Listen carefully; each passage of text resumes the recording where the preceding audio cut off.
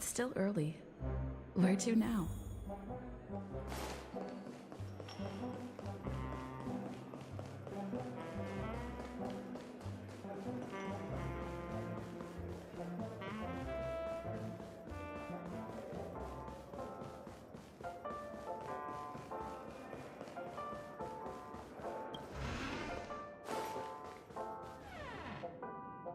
Wake up! Wake up! Hey, wake up! The sun's frying your butt.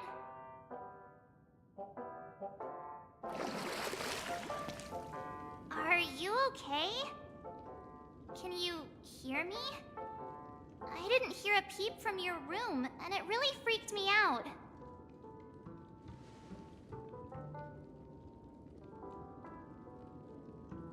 You're not dreaming. We're in the Reverie Hotel. In the real world. The Order's dream is over. Even though it's been a day, I still break into a sweat when I think about it. Our trailblazing expedition almost ended in Penacony. I'm so jealous that you got a good night's sleep. I was traumatized and too scared to even close my eyes. I thought if I fell asleep, I'd never wake up again.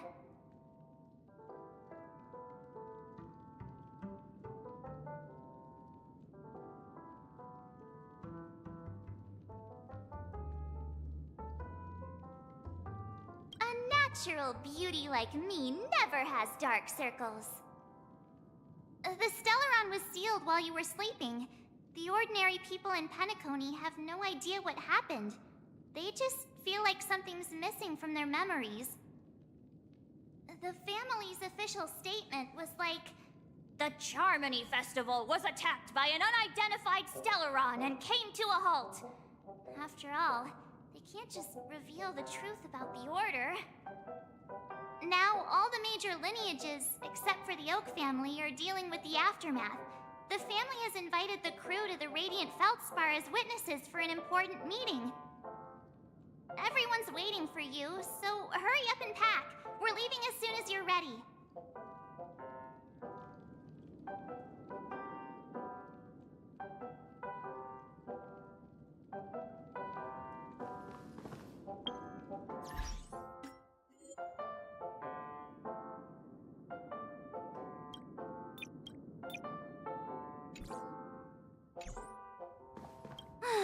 After all this craziness, nothing is better than staying safe in reality.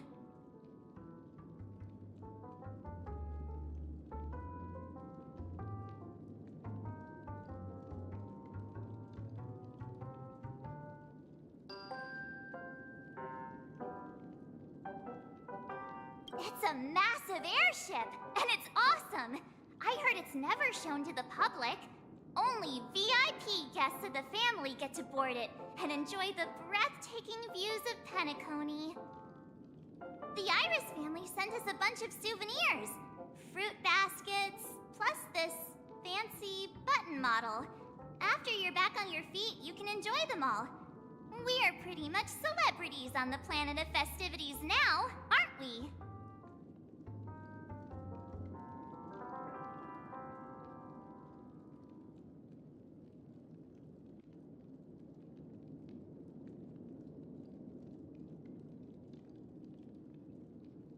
The Stellaron was sealed while you were sleeping. The ordinary people in Penacony have no idea what happened. They just feel like something's missing from their memories. The family's official statement was like, "The Charmony Festival was attacked by an unidentified Stellaron and came to a halt." After all, they can't just reveal the truth about the Order. Now, all the major lineages, except for the Oak family, are dealing with the aftermath. The family has invited the crew to the Radiant Feldspar as witnesses for an important meeting.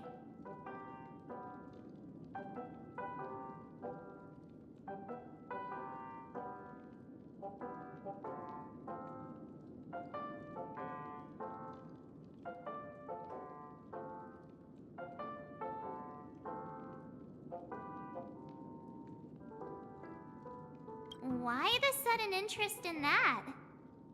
Well, I was dragged into the sweet dream. I felt a cold tentacle diving into my memories. But something else was there. So the tentacle suddenly disappeared. And then I dreamed about stuffing my face with delicious food and going on a shopping spree. Sunday didn't seriously believe that was the life I wanted, right? Breaking free from that cheesy illusion was just a piece of cake. Oh, okay. Hurry up then. We'll leave when you're ready. Well, can we go now? Or is there something else you want to talk about? Yeah, let's go. We've got some time before we board the ship, so let's catch up with everyone at Dream Jolt Hostelry.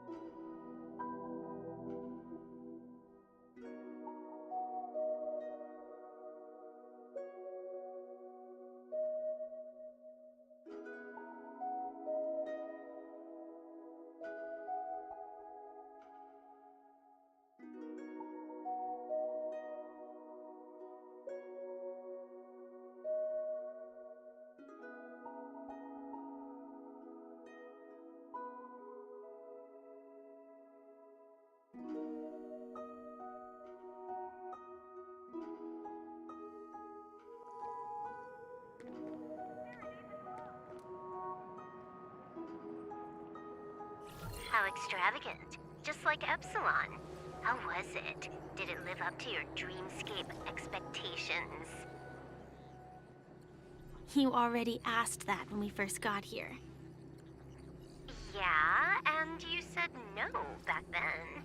But after all this madness, I'd say you've grown fond of it. Just a heads up, you're still on the Bloodhound family's wanted list, so keep a low profile. And this time, it's Firefly in the picture, not Sam.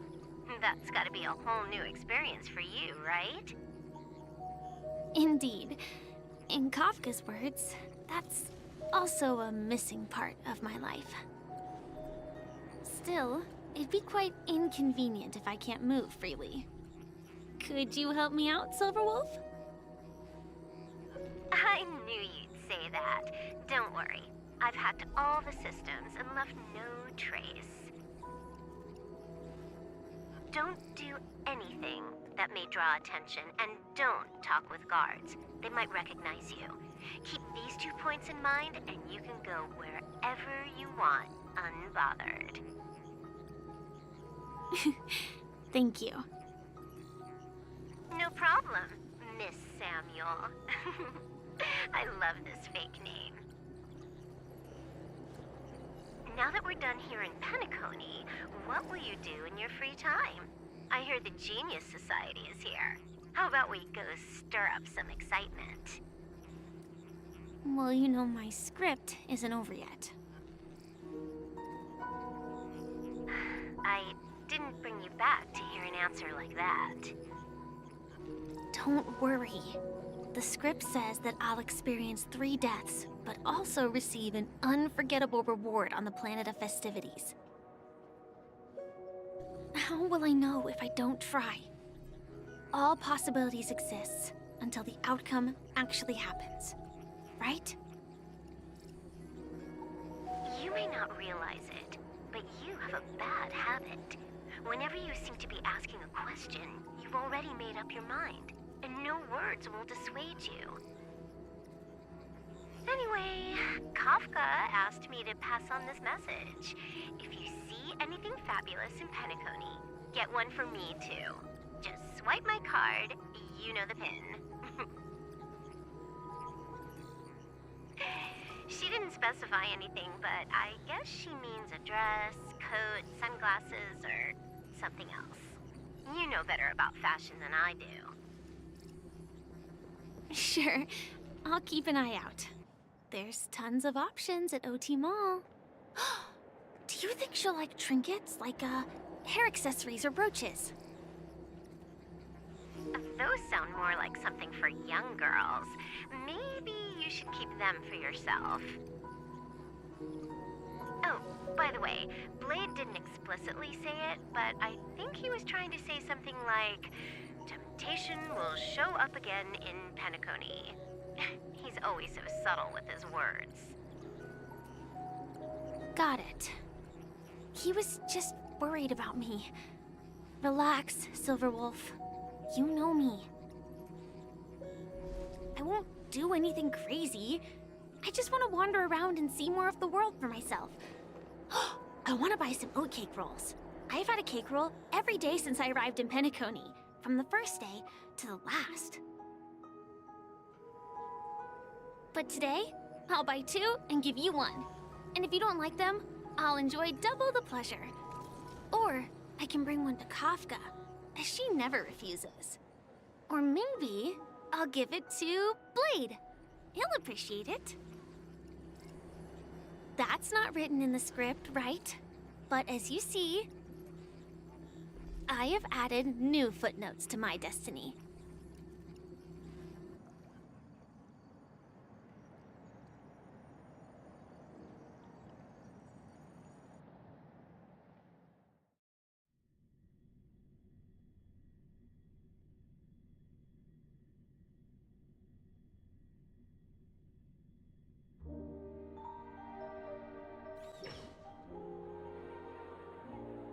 Welcome, Director Topaz. The family ambassadors are still inside making preparations, but the big boss hasn't arrived yet. It'll be a while before the conference starts, I'm afraid. Huh. Quite a spectacle. The family really knows how to make things look impressive. I thought they would choose a more formal and low-key location for the conference. I didn't expect them to go with a luxury airship. About this, Director. I've asked around. This airship, named the Radiant Feldspar, belongs to the Alfalfa family. This conference between the IPC and the family will have a direct impact on Penacony's future. Such an important event should have been held at it. Well, somewhere secretive in the moment of morning dew. The atmosphere here, it doesn't feel serious enough. If I'm right, this conference is probably just a prelude. Whoever organized it wants to assess the IPC stance beforehand. This influential figure either has their own ambitions and wants to reach a preliminary agreement, or they plan to put pressure on us to make us back off. Ah, your mind is always so sharp, Director Topaz. And when the big boss arrives, please remind her to be cautious and watch out for any traps. Thank you for the reminder, but I don't think that will be necessary. When she's at the table, it's the others who need to be cautious. Just tell everyone on our team to stay focused on their tasks and not worry about the negotiations. Oh, got it. I'll do it right away. Oh, and one more thing. Don't call Miss Jade Big Boss in front of her, or there will be serious consequences. I mean, really serious. Got it. Thank you for the reminder, Director.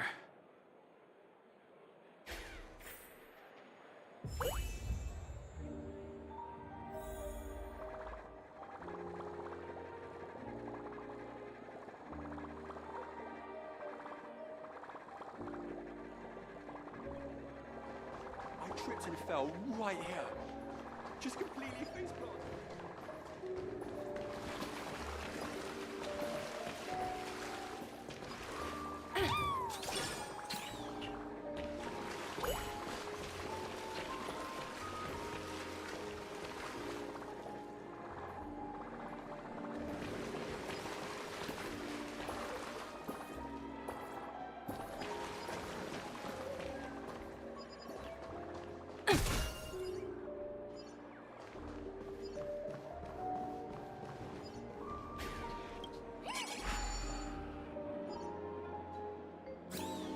None of the important figures have arrived yet. Huh. Looks like the conference won't be starting for a while. Such a bustling place. I think I'll take a little walk around.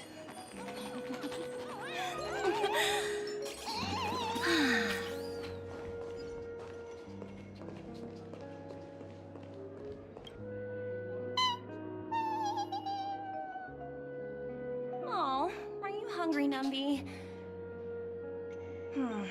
Food in the dream. Shouldn't taste bad, right?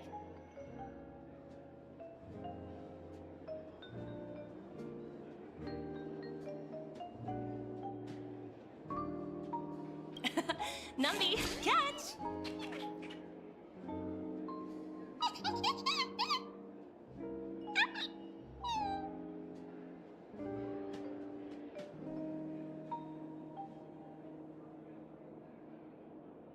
Oh, looks delicious, huh? Oh, I should have taken a bite first.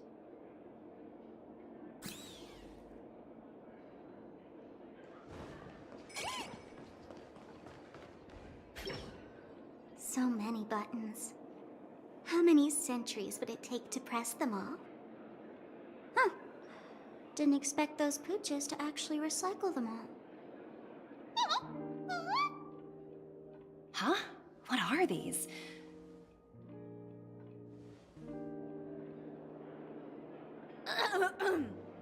For your safety, please stay away from those objects. For my safety? Are these buttons something dangerous? Not exactly. Lately, there's been a prankster in the Sweet Dream who's been handing out strange button devices to anyone he meets. According to those involved, he said something like, "Just press this button and all of Penacony will explode!" Luckily, no one believed him. Still, the Bloodhound family collected these buttons just to be on the safe side.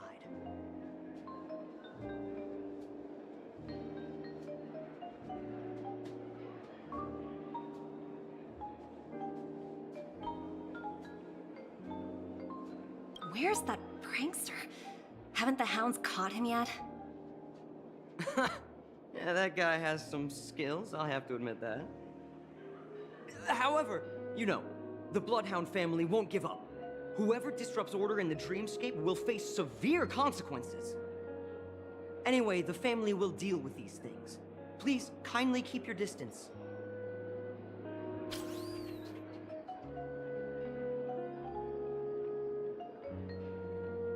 For your safety, please stay away from these buttons.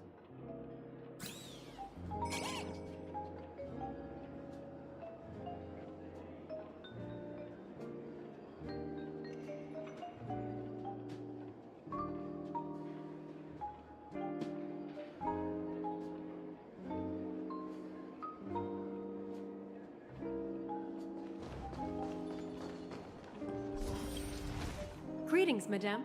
What can I do for you? Hello. Could you tell me more about the Radiant Feldspar? I assume you are the ambassador of the IPC Strategic Investment Department. It's my honor to assist you. The Radiant Feldspar is owned by Mr. Odie Alfalfa, head of the Alfalfa family. Mr. Alfalfa invested a significant amount in building this luxurious airship an Ember era ago, and it has been sailing across the 12 hours of the dreamscape ever since. Oh, so it's owned by old Odie himself. No wonder the ship is so lavishly decorated. Indeed, Mr. Alfalfa has impeccable taste. Only the most prestigious guests are invited by the Alfalfa family to board this airship. Please allow me to continue my introduction. The Radiant Feldspar had been cruising over the Sea of Dreams in Penacony for an entire Ember era. But its voyage was temporarily halted due to the recent reverberation. Reverberation? Such a formal way of putting it. You're really downplaying the whole thing. I apologize. Please continue. Following the previous reverberation in the Sweet Dream, the Radiant Feldspar had to suspend its voyage temporarily. Thankfully, the factors that disrupted the dreamscape have been resolved. However, due to, well, certain special reasons, the Charmony Festival, originally scheduled at the Penacony Grand Theater, had to be temporarily postponed. So, Mr. Alfalfa suggested relocating the Charmony Festival to the Radiant Felspar, taking this opportunity to announce the resumption of the airship's voyage. Ah, well, that would meet the family's needs and also create momentum for Mr. Alfalfa himself. Quite fitting for a legendary tycoon like him. Thank you for explaining matters to me. Goodbye.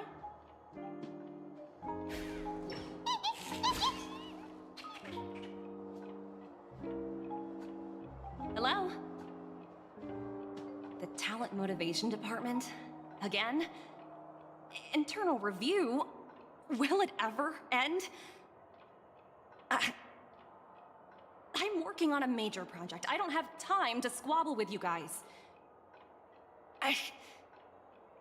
The way I handled the Urillo case was approved by senior management, and all of the project logs and calls are complete. Can't you check on them yourselves? I just don't understand. Why are you so fixated on this minor case and constantly escalating it? Seriously, what's your purpose? Sounds exhausting. Why not just hang up? In my opinion, you handled that project quite well. A little ball of ice in exchange for the Astral Express's good favor. That's not a bad deal for the department. It's been a while, little Yelena. I've been looking forward to working with you. Never imagined this day would come so soon. Is there trouble? You can tell me anything.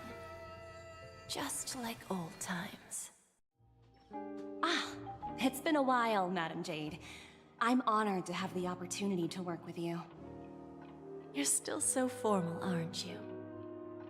Forget about the hierarchy and treat me as your equal.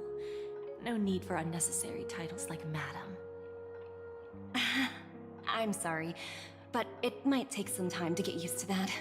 After all, you are a senior.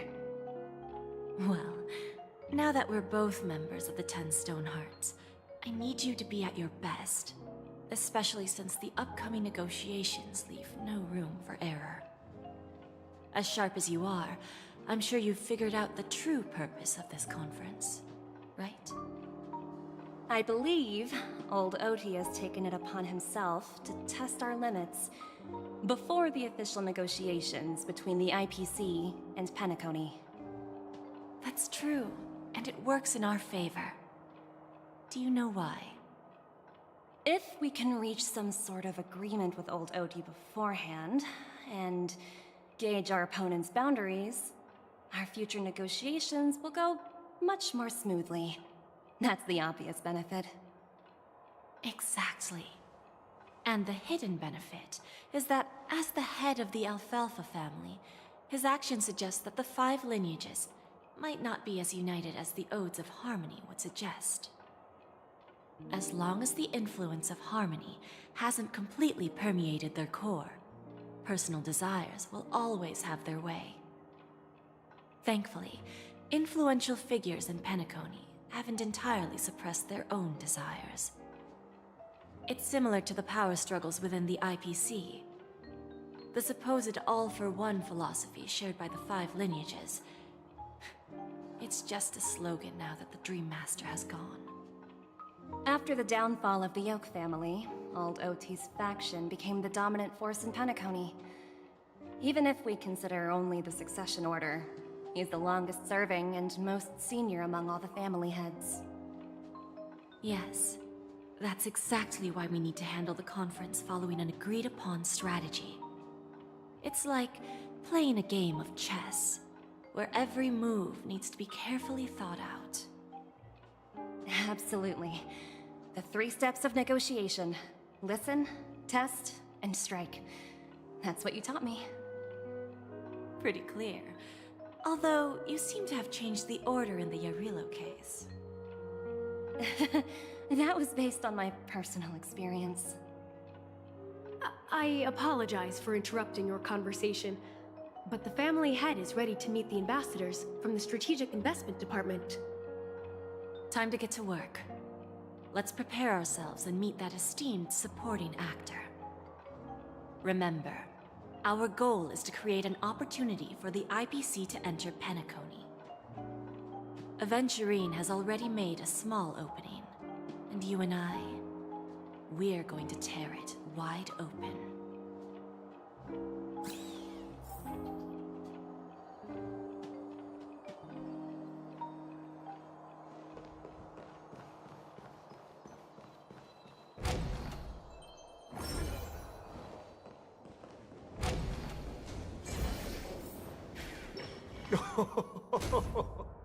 Welcome aboard my ship, the Radiant Feldspar.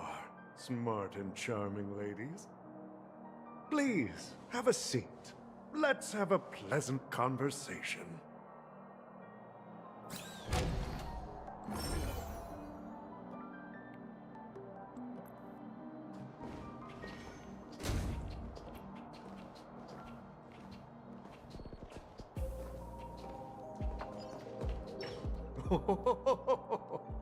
Welcome aboard, my dear ladies.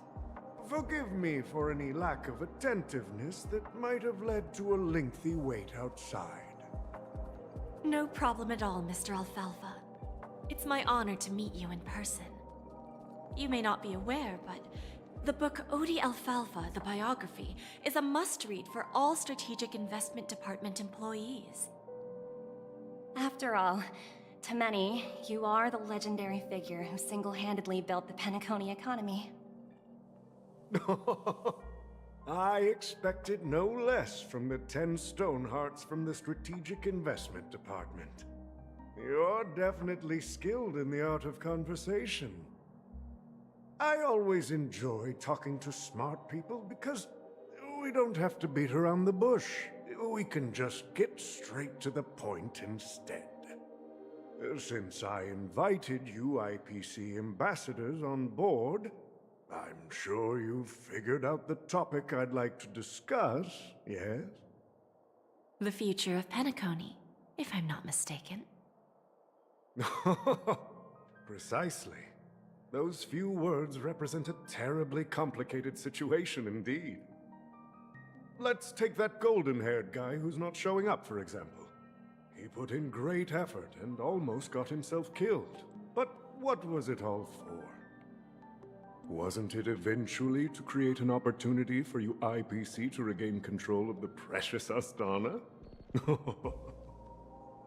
The wisdom and experience you've accumulated over 10 Amber Eras are truly impressive. Let's assume your assumptions are correct, Mr. Alfalfa. How would you respond to the IPC's actions? I appreciate your composure, Miss Jade. You must have witnessed much in your worldly experiences. However, perhaps you don't know much about Penacony. Old Oti won't sit idly by when faced with a greedy wolf.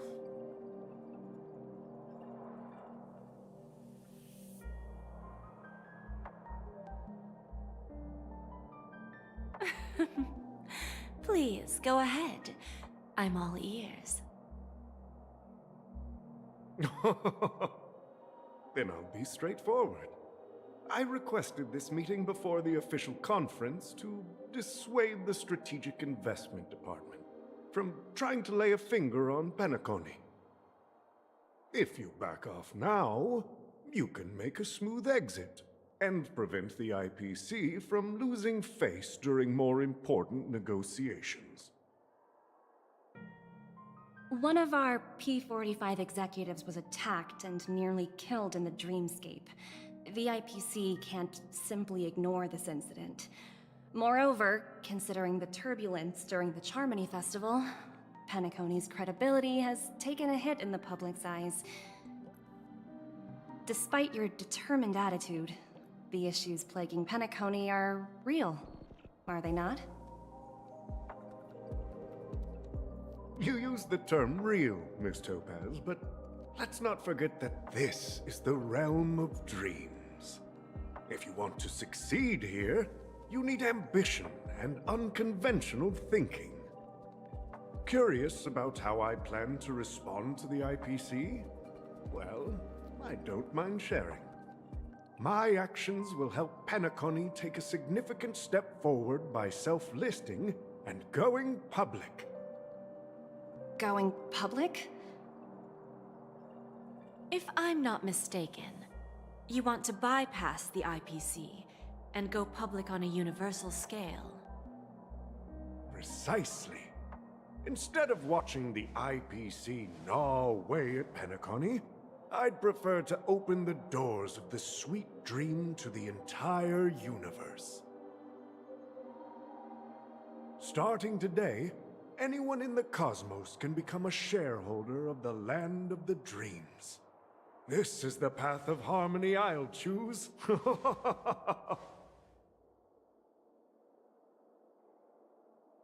This reform should have been implemented earlier, but unfortunately, the Oak family were a bunch of blockheads blinded by order. Their level of intellectual flexibility doesn't even come close to an old fellow like me. Thanks to the little reverberation earlier, the biggest obstacle between me and my reforms has been eliminated. The Alfalfa family will publicize the financial results of Sweet Dream Paradise, so that the entire universe can see that despite the catastrophe, Penacony still holds immense potential and opportunities, and that the family remains confident in its future.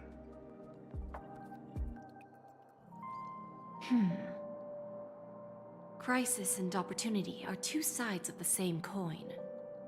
So, you've been waiting for the right moment for Penacony to regain the spotlight. And if Penacony should seize this opportunity to overcome adversity, even if the IPC tries to intervene, every move we make will be scrutinized by trillions of people.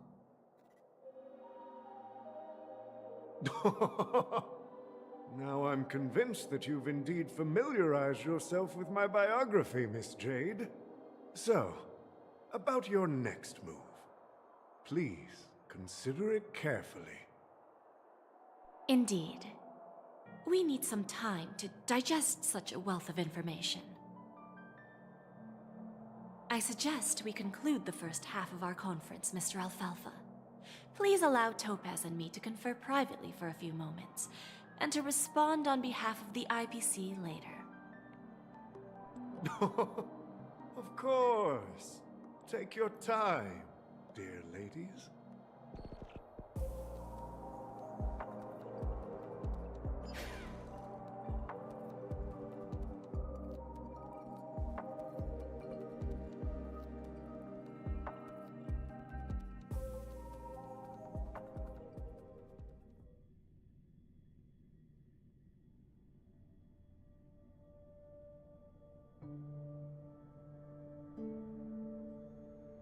The Alfalfa family had a meeting with the IPC? I got this information from a message sent by that IPC ambassador. He said it was to return the favor. It's not hard to imagine. Penacony today is pretty much like the frontier prison it once was, with external forces casting greedy eyes and the undercurrent of order lurking within. Instead of falling into a situation where they are plagued by both external and internal threats, Penacony would rather take a step back and invite the IPC to negotiate at the table, ostensibly to cooperate, but in reality, to secure more opportunities for their own survival. Well, no wonder they sought the mediation from the Astral Express. In your opinion, who should we stand behind? I don't think the followers of the Harmony are completely innocent victims in all of this. For reasons unknown, they have a strong desire to smooth things over, which leads to speculation about their motives. If either the family or IPC were to assume full control of Penacony, it would return to its previous illusory dream of hedonism, and the efforts of those previous nameless would once again go to waste. There you are. Did you rest well? I didn't disturb you since you were in a deep sleep.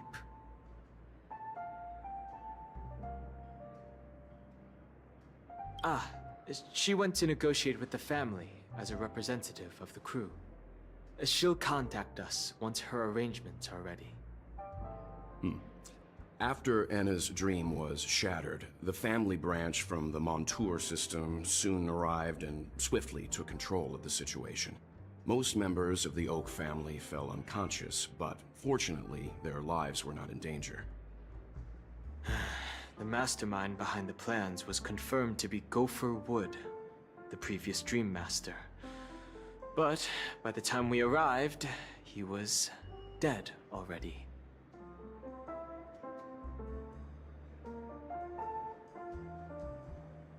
He'll face a trial.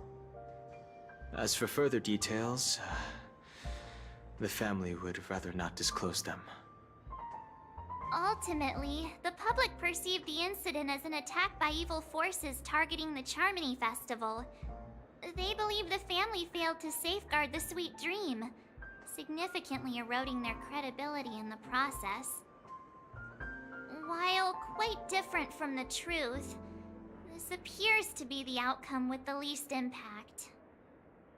After all, you don't know who's awake and who's pretending to be asleep. Well, they'll open their eyes in the face of danger. Once the danger subsides, they'll embrace the sweet dream again. Here's a toast, with 3 glasses of Glory of the Trailblaze to all of you.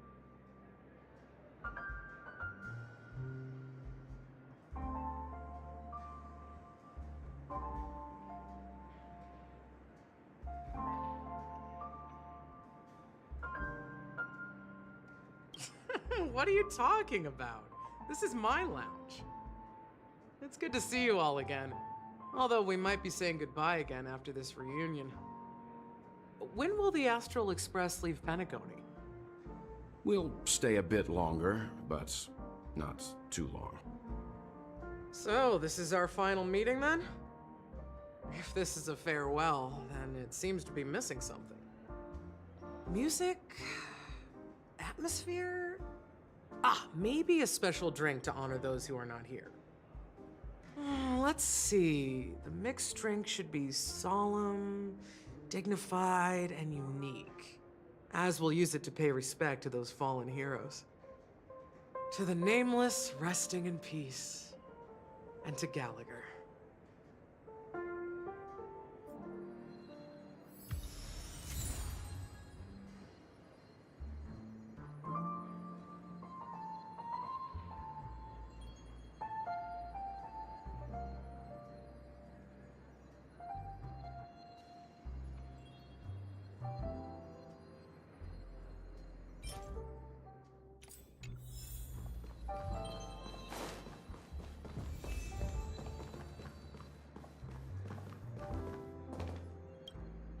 It's rare for all passengers to leave the Express together during a trailblazing expedition. But for Penacony, it seems most appropriate.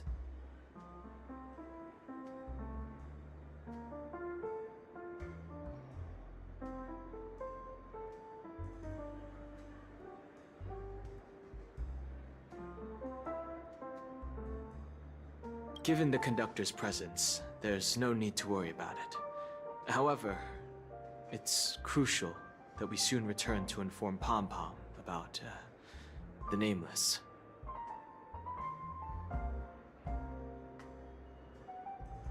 In my dream, the Express stopped at many places, and passengers came and went. However, the 5 of us were always present, and the journey seemed never ending. Perhaps this could be a deep-seated desire inside me. And upon realizing this, I knew it wasn't real.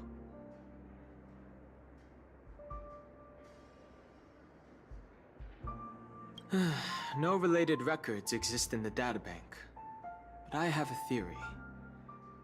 The hidden dangers of the Order have always been within the Harmony, and this issue existed within the family from the very beginning. However, now that more powers in the universe are aware of this secret, the situation in the cosmos will become more complicated.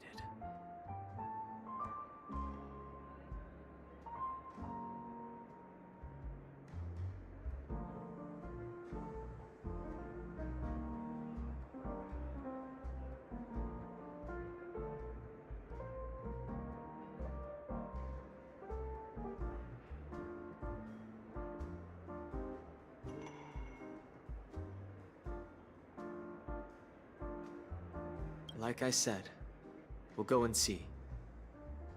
Once we've packed everything, we should head to our next destination.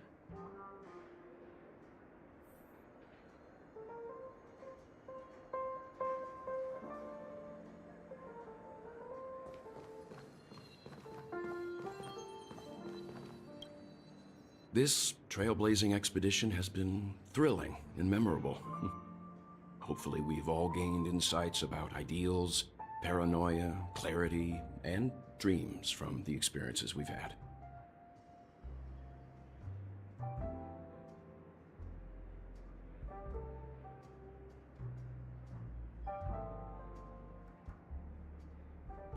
One bird longs for the earth and the other longs for the sky. Even if Robin had to stop her brother with her own hands, she won't give up on him.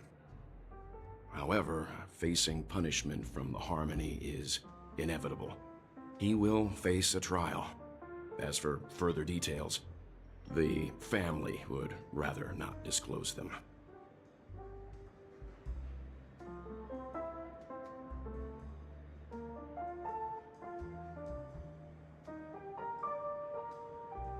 Since the family took up residence in Penacony, the Order has been hiding in plain sight under the guise of the Oak family, using the Stellaron's power to strengthen their hold on the Sweet Dream, which eventually resulted in disaster.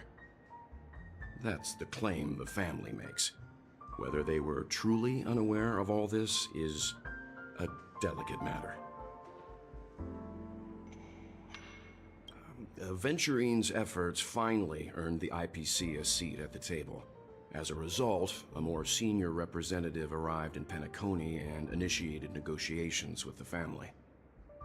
As far as the Astral Express is concerned, the IPC will make for an invaluable ally during the negotiations to prevent Penacony returning to its former ways.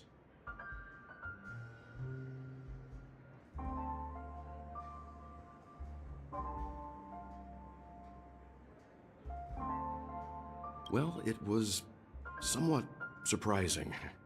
In that dream, I returned to my homeworld and reunited with my long-lost friends.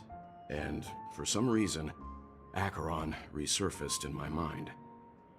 When I realized that her conclusion was not preserved in memories, I became aware of the bitter truth.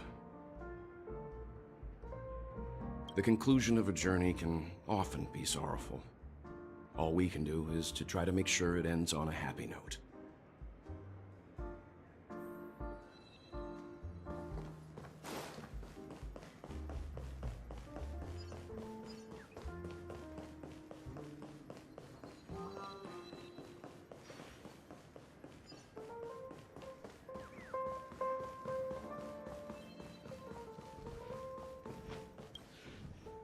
Guess what? Something weird just happened when I was on my way over here. Someone gave me a strange gift. So I unwrapped it and found out it was a button with a message on the back. Just press this button and all of Penacony will explode. This sounds terrifying.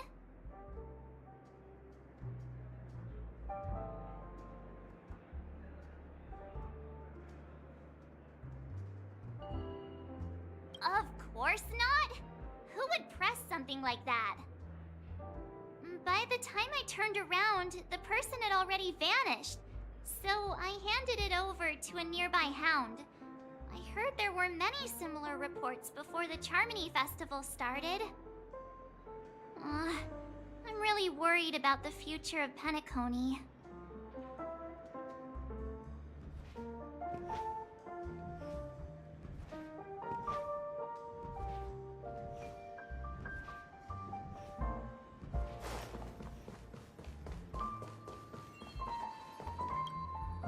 Ready to mix your drink?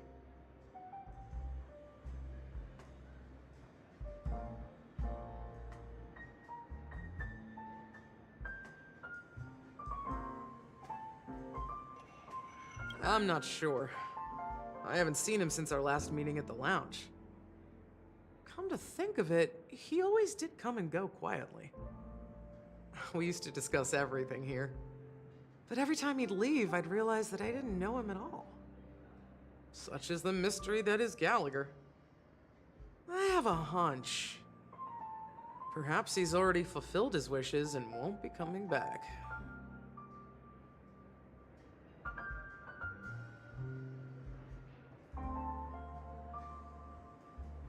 Sure, we can wait. Gallagher included.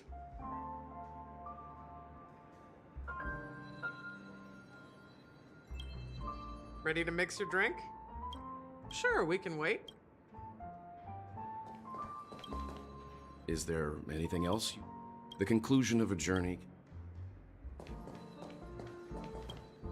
Ready to mix your drink? Before we start, would you like to talk to your friends? We have plenty of time.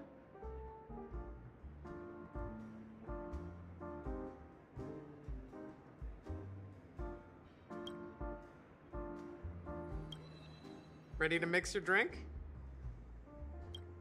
Before we start, would you? All right, as you wish. Huh. I think I have an idea about what drink to make. Would you like it bitter or sweet? It's up to you. Choose the flavor that suits you best at this moment. Drowning sweetness. One of the most challenging drinks to make. A slight imbalance in the ingredients can result in an overwhelmingly viscous sweet taste. However, with the right ratios, you get a uniquely sweet drink with a lingering aftertaste. Not a bad choice. Let's start mixing.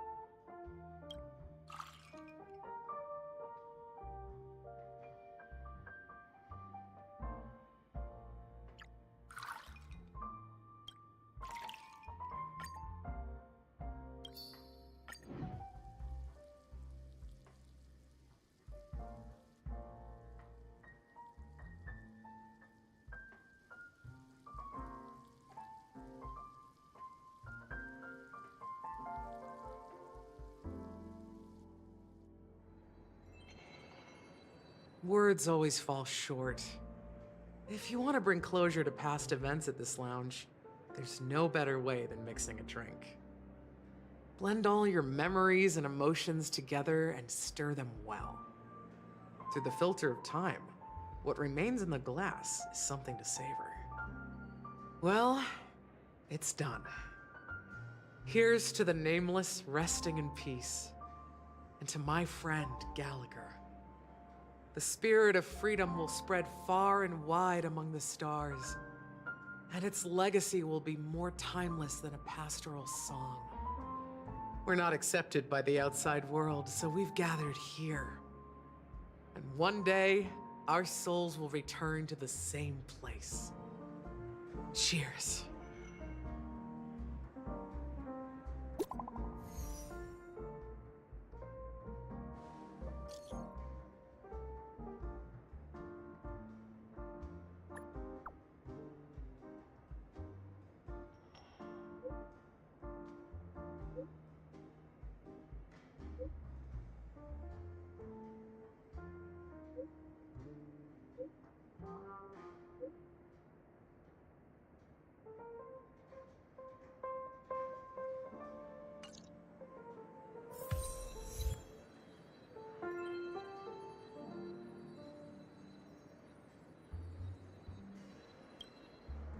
are you leaving? Well, then take this with you. I've mixed more of this last special drink for you. The past shouldn't be forgotten. So I hope it brings back the flavors of Penacony. Thank you. I'm sure it'll leave a lasting impression. If you happen to run into Gallagher, make sure he has a sip too. I know his tastes, and he'll be thrilled.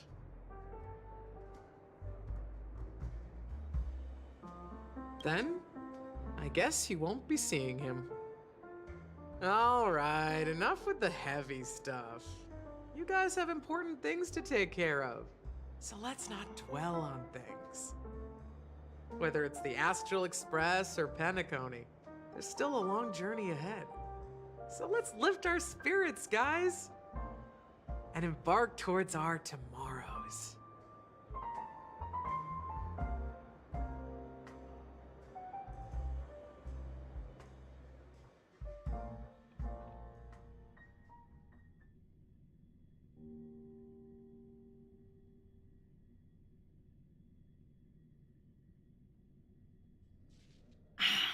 Old Odie is a tricky opponent. I didn't expect him to take the risky step of going public at such a critical moment for Penacony. Indeed. He's definitely bold. It's that kind of boldness that made him the Odie Alfalfa he is today. Still, the outcome is uncertain. Shouting loud doesn't necessarily carry any weight. What about the phone call I asked you to make, Topaz? Ah, they agreed. But it'll take some time before they arrive. Just as it should be. The sweet dew should be served after the bitter poison. Looks like we'll be skipping the exchanging apples step this time around. Now that we're dealing with a greedy merchant, a simple apple wouldn't make a difference.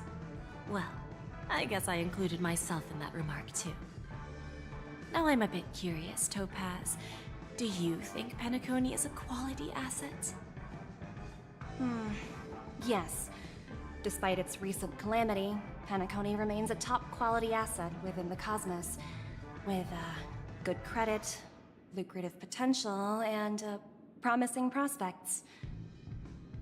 Well, that's obvious, but what I truly wanted to know is, this project is obviously too bland for your taste, isn't it? That's true. I wouldn't be here if it weren't for Venturine. But despite that, you trust him. You even entrusted him with a cornerstone. Something as precious as life itself, to finish this gamble. Are you not in the same boat, Miss Jade? Without us playing along, your Jade Stone wouldn't have made it across the border so easily, allowing you to see all desires that flow through dreams to gain a bargaining chip in negotiations. That's why I'm willing to stake my Topaz Stone to cover for you. It's like one big, elaborate game of chess. Once that kid sets his mind to something, nothing can stop him. Not even fate. Well, at least he's still alive, and that's the best outcome. Looks like we've strayed off topic, Miss Jade. Should we discuss our next steps? No need. I'll go it alone. Meanwhile, you can go greet our honored guest and wait for my message. Okay. Is that Robin? Huh. She's also here on the Radiant Feldspar.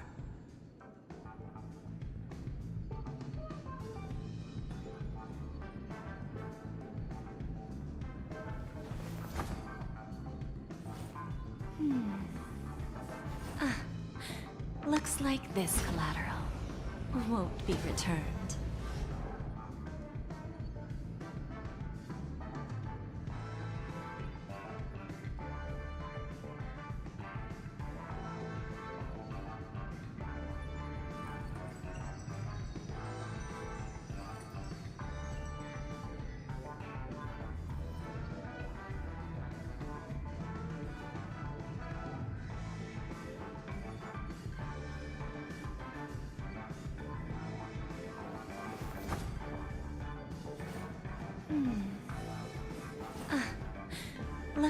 This collateral won't be returned.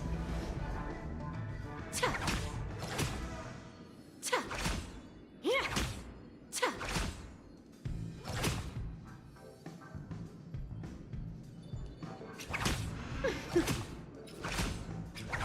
Yeah!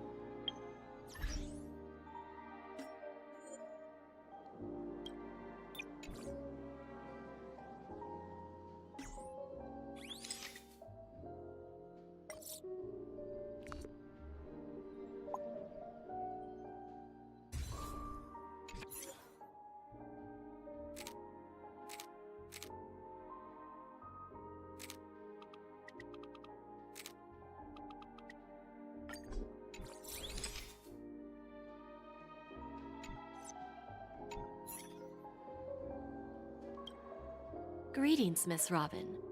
I didn't expect to meet you here. Miss Jade?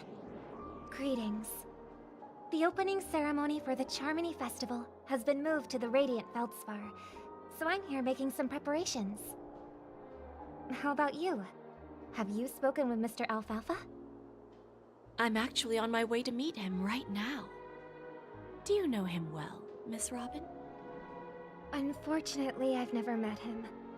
I've only heard a few comments from the former head of the Oak family. Mr. Alfalfa is respectable when it comes to business, but in other respects, I can't say the same.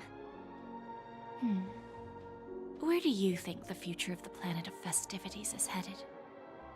I believe the sweet dream will see its rebirth, just like the Radiant Feldspar resumed its voyage. The Harmony needs a new direction. Only by bidding farewell to the past can we actually sail into the future. There are no permanent allies or everlasting enemies. So let's both take what we need from this deal. Naturally. I'm looking forward to your performance. See you at the festival. See you later, Miss Jade.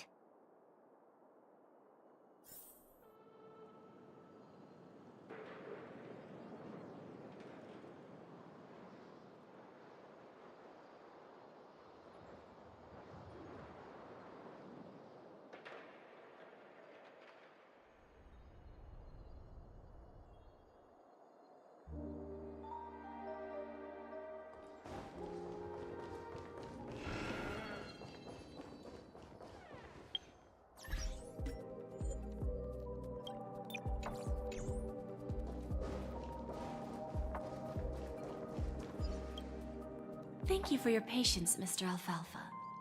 Let's continue our discussion. Figured out something already, Miss Jade? But where is Miss Topaz? Topaz has something else to take care of. You'll be seeing her later. Talks can still continue between the two of us. Is it just me, miss? Your tone sounds very different now. I need to set a good example for my junior. It's not a good habit to be too loose-lipped during negotiations, right? Now we can speak frankly and openly. Do you believe what I said, Odie? You're not the only merchant who has seen the changes in the cosmic market over the past 10 Amber Eras. Interesting. Now that's interesting. Good. It's good to be straightforward. Openness and transparency are my things. So, tell me, what's your next move? Unfortunately, I'd like to speak the harsh truth before laying out my plan. Let's cut to the chase. First, your plan won't work. Penacony has no way of sidestepping the IPC and going public. Second, you can't stop the IPC from entering Penacony. We've got all the time and connections in the world to find a way in. We'll keep tearing down and rebuilding this place until the Asdana system gets used to the IPC's ways again. Now, I'm repeating your words exactly. If you don't want to be a laughingstock and have everyone gunning for you at the official conference, you'd better drop your little pie-in-the-sky plan. Oh, interesting. Indeed. You surely have a way with words. Now, I'm curious to know what you have up your sleeve. Mr. Alfalfa, let's not forget that the IPC controls the biggest interstellar publicity platform. More than half the news networks in the universe take their orders from us. The moment news spreads about Penacony going public, trillions of customers will immediately receive a message like this. The family's protection for Penacony has expired. Any mishaps in the dreamscape could result in permanent brain death. Care to guess how many ways we have to turn alfalfa credits into worthless junk within a measly 24 system hours? With the entire cosmos keeping a close eye on Penacony, I assure you, it won't be too hard. You really think you can pull that off? Even from Pier Point, as distant as it may be, I'm more than capable of keeping you on a tight leash. However, if you agree to give up that half-baked plan to go public, the IPC will assure you that we'll never jeopardize the interests of the family heads under your leadership. After all, we also need allies here in Asdana. The IPC can assist Penacony with financing, starting by acquiring 30% equity shares. With our financial support, stabilizing and rebuilding Penacony will be a piece of cake. 30% equities, eh? Who can guarantee you won't want more in the future?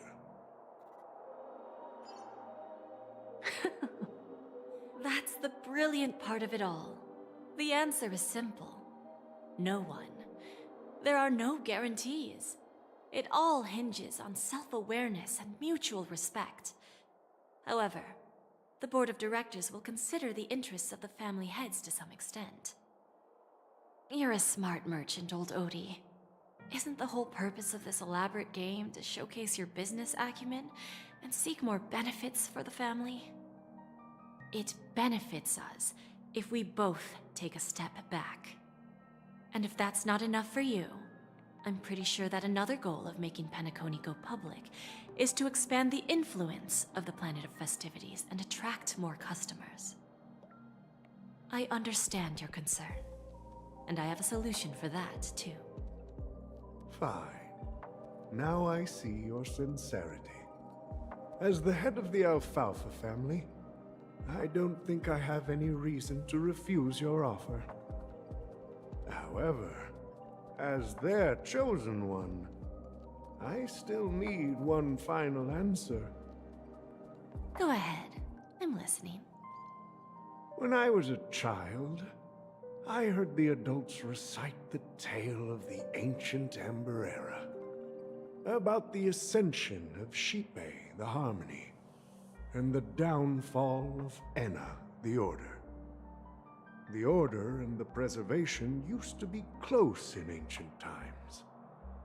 So, why does the IPC as a follower of the Amber Lord, seek collaboration with the family instead of aligning with the Order?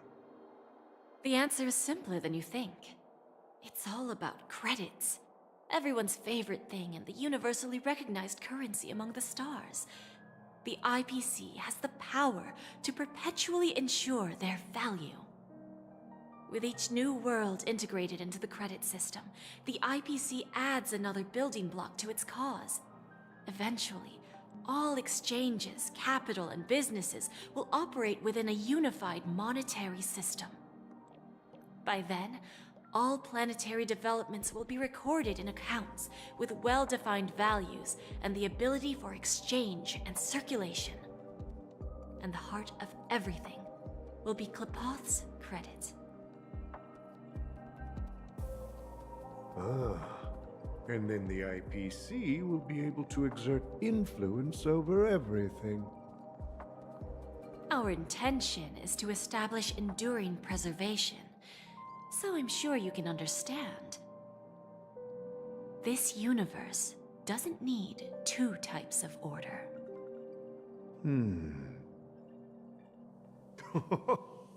Well said. Now you've convinced me. All right. Tell me your solution. Let's see if we're thinking the same thing. Then let's continue our conversation.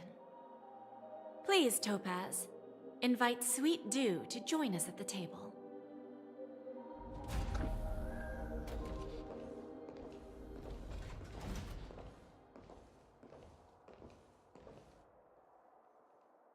Thank you for your presence, Miss Himeko. Please allow me to introduce her to you, Mr. Alfalfa. This is Miss Himeko from the Astral Express, one of the future shareholders of Penacony. I've heard so much about you, Mr. Alfalfa. It's an honor to meet you as representative of the Astral Express. This stunning lady is the navigator of the Astral Express? It's a pleasure to meet you. I believe everyone here is familiar with the general contents of the proposal. After this round of financing, the IPC is expected to hold 30% of Penacony's shares. Then, the IPC will transfer 5% of that stake to the Astral Express and recommend Miss Himeko as an independent director to honor the sacrifices and contributions made by the former Nameless to the land of the dreams. While this decision isn't finalized yet, we are honored that everyone here recognizes the way of the Trailblaze. While the Nameless didn't embark on their journeys for fame or fortune, if this is the wish of both the family and the IPC, I will represent the Astral Express and fulfill my duty as a member of the board of directors. The entire crew has agreed to assist in the reconstruction of Penacony. Beyond that, in our future travels, we are committed to bringing the beautiful dreams of the planet of festivities to more worlds. Of course, all cooperation is based on one premise. The path of harmony in Penacony must not be distorted again, and such a tragedy must never recur.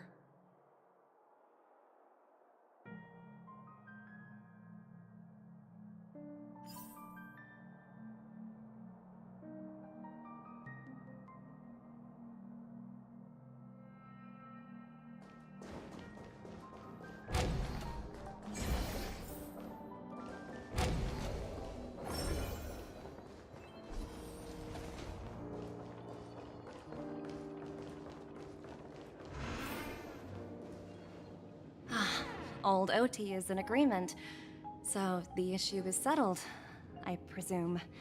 What about the remaining family heads? They will soon realize the situation. When old Odie answered the last question, he represented more than just the Alfalfa family. When should we schedule the formal negotiations? I'll handle the arrangements. It's all up to you. I'll step back and let you handle the negotiations and takeover. I won't be involved. But Miss Jade, this is... Aventurine initiated this case, and you were his project partner. If that kid hadn't overplayed his hand, I wouldn't have been pushed to the forefront. I came here today to help you sort out the toughest issue. I trust you'll be able to wrap things up quite nicely, little Yelena. Of course, there won't be any problems. And please, give Diamond my assurance. Don't worry. Diamond has always trusted us. I'll put in a good word for you, and you'll have your P-45 position back in no time. Radiant Feldspar. What a fantastic ship. Now that my business is done, it's time for me to indulge in my own little hobby. Ah, you want to open a Bon and Jade exchange branch on this ship too? Opportunities like this don't come around often. Just look at the guests on this ship. They're surely holding a wealth of valuable treasures. Well, I'll take my leave. A pawn shop can't run without a boss. See you around, Topaz. I have one more question for you, Miss Jade. Go ahead. That dose of bitter poison. I'm curious as to how you found this information. I didn't find the information. It came to me. It was from a lady concerned with the future of the Harmony. In return, I've agreed to help her with something. But that's for later. We can deal with it after we leave Penacony. You see, that's what investment is all about. The seeds of opportunity are already sown. They only need a little bit of nourishment to take root. And then after, all we need to do is wait patiently. Like right now, for example. It's just about time my final guest boarded the ship.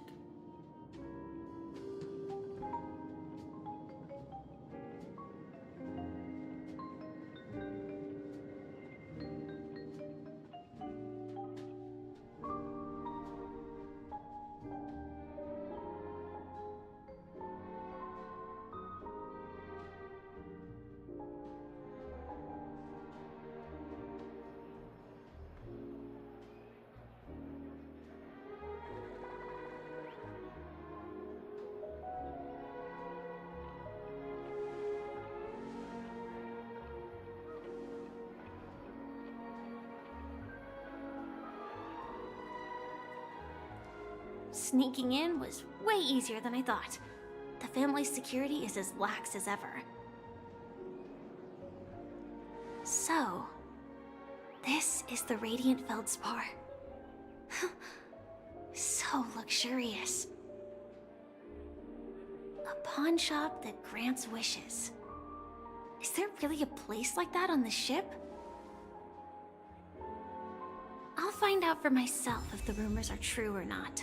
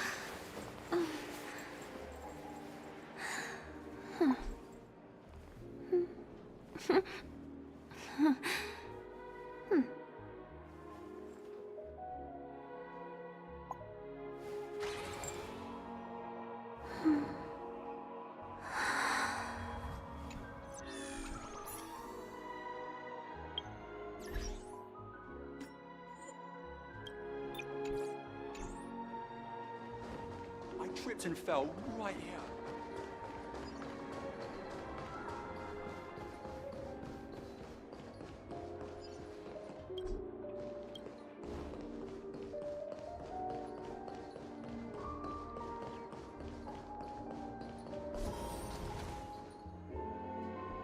Is that her? Huh. Vanished in the blink of an eye. So the Astral Express is here too.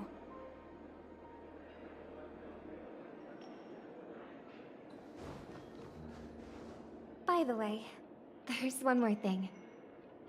Mr. Alfalfa and I discussed it. I'll present a gift to the Astral Express on behalf of the family as a token of gratitude for the Nameless's contributions to Penacony. Please help me with the necessary arrangements. Right away, Miss Robin. Can I ask you something? Oh, greetings, miss. Is there anything I can help you with? Do you know how to get to the pawn shop? Pawn shop? Ah, you must be talking about Lady Bonajade's place, right? I heard she offers, special services there. I've marked the pawn shop's location on your device. Please feel free to check it out. Lady Bonajade. I think I've heard that name somewhere before. Was it from Silverwolf? Come to think of it, she disappeared after mentioning that she was going to meet with the Genius Society. Huh. I wonder how things turned out for her.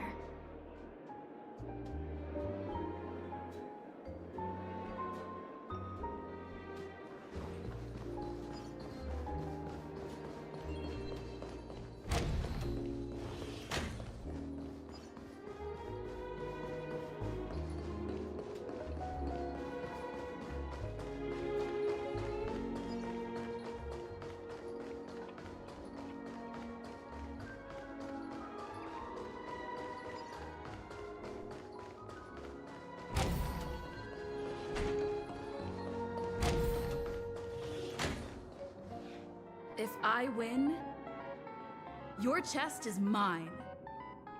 Who said I was betting with you? I did. They are still a ball of fire as ever. Sorry, but I've got to find Lady Bonajade first.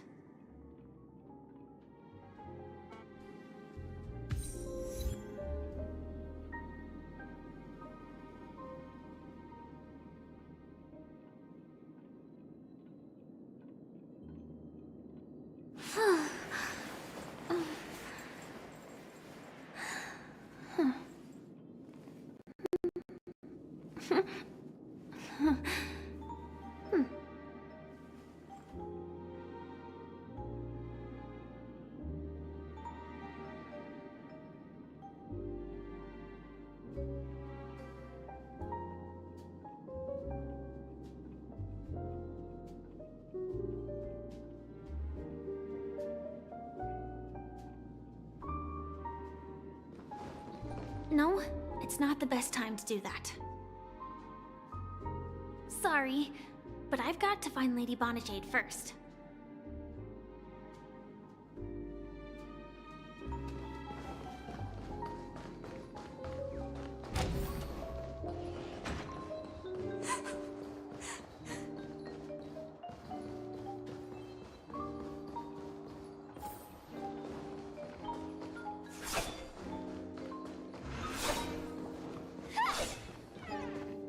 Welcome to Bonajade Exchange, Radiant Feldspar branch.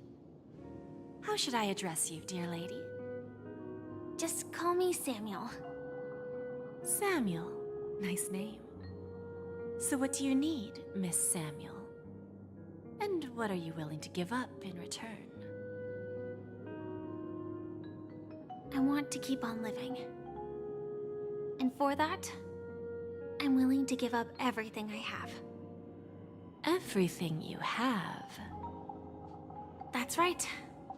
Everything. Miss Samuel, I think you'd best turn around. It seems you're not quite familiar with the term pawn. What do you mean? I mean it literally. I sense your burning desire to live, but unfortunately, you don't have anything of equal value to offer. Okay. A pawn shop that grants wishes. I see. It's just a marketing gimmick. Well, that's quite a harsh accusation. I understand you may not fully comprehend what I mean, but don't worry. I'll help you understand. Go and talk to these people. They're all customers of my pawn shop. See for yourself if their wishes have come true. Once you've done that, come back to me. I'll help you understand the true meaning of pawn and make you realize what you're missing. That Lady Bonajade feels more like a moneylender rather than the owner of a pawn shop. Well, I've got nothing better to do anyway. I'll do as she says and see what happens.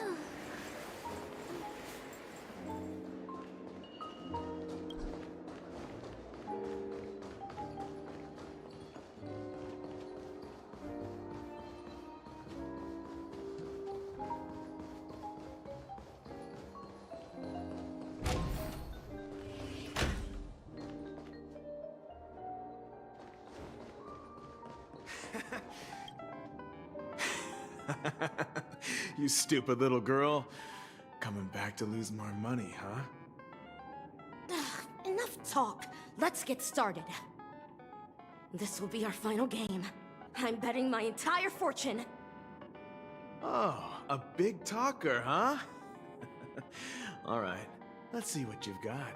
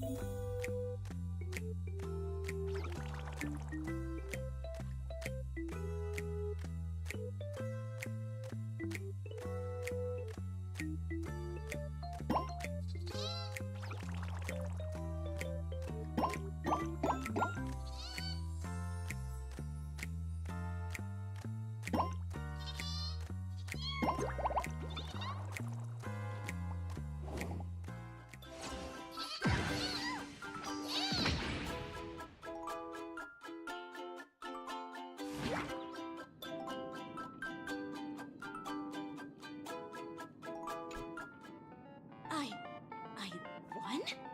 I actually won! This can't be! You lost to me 10 times in a row. How could I possibly lose to you at such a crucial moment? It's true! Lady Bonajade has truly blessed me! Finally, my luck has turned for the better. Great new era for Stacy. The master gambler has arrived.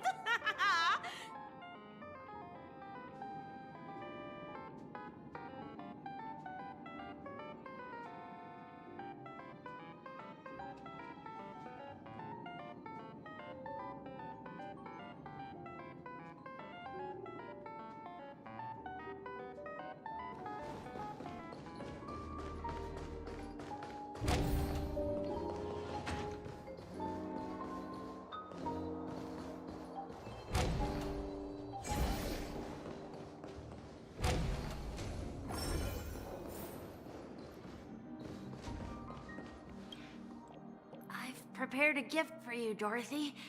Check this out. Whoa! What a beautiful necklace! Is it made of cymophane?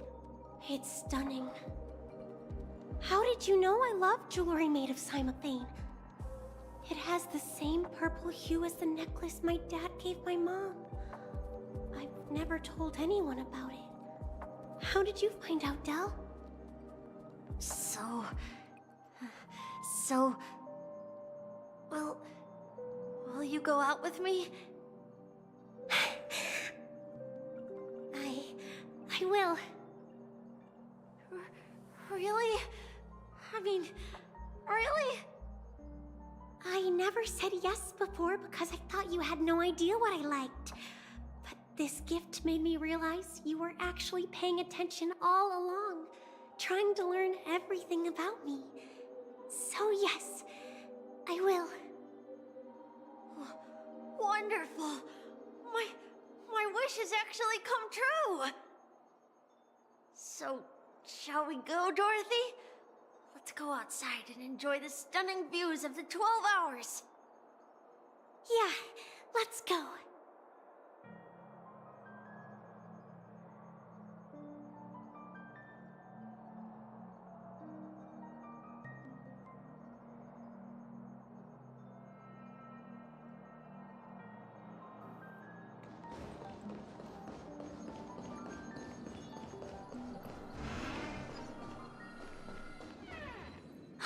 Hey, did you see that? The braid-haired one outside. Don't look around, just focus on your drink.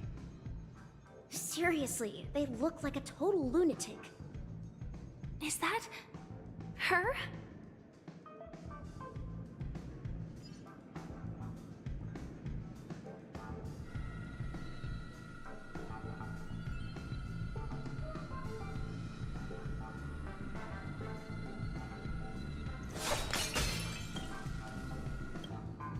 Yeah, you heard right. I've got him. He's been hiding at the Moment of Soul in Pinnaconny, using a fake identity. And he even posed as a professor at Paperfold Academy. I've made a deal with the family. I'll leave the extradition-related paperwork to you. How'd I find him? Well, let's just say I had some help from an influential figure. Don't ask for the details. 22 years. Yeah. 22 years of chasing this guy all over the cosmos. You know, never thought it'd end up like this. Right here. I'm gonna hang up for now, partner. I need to raise a glass to myself.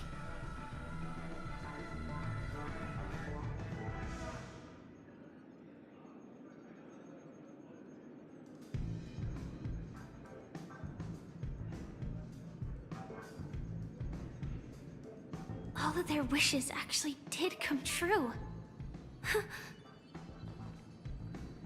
But I just don't understand. How did she do it? And what does pawn really mean? I should go back and ask.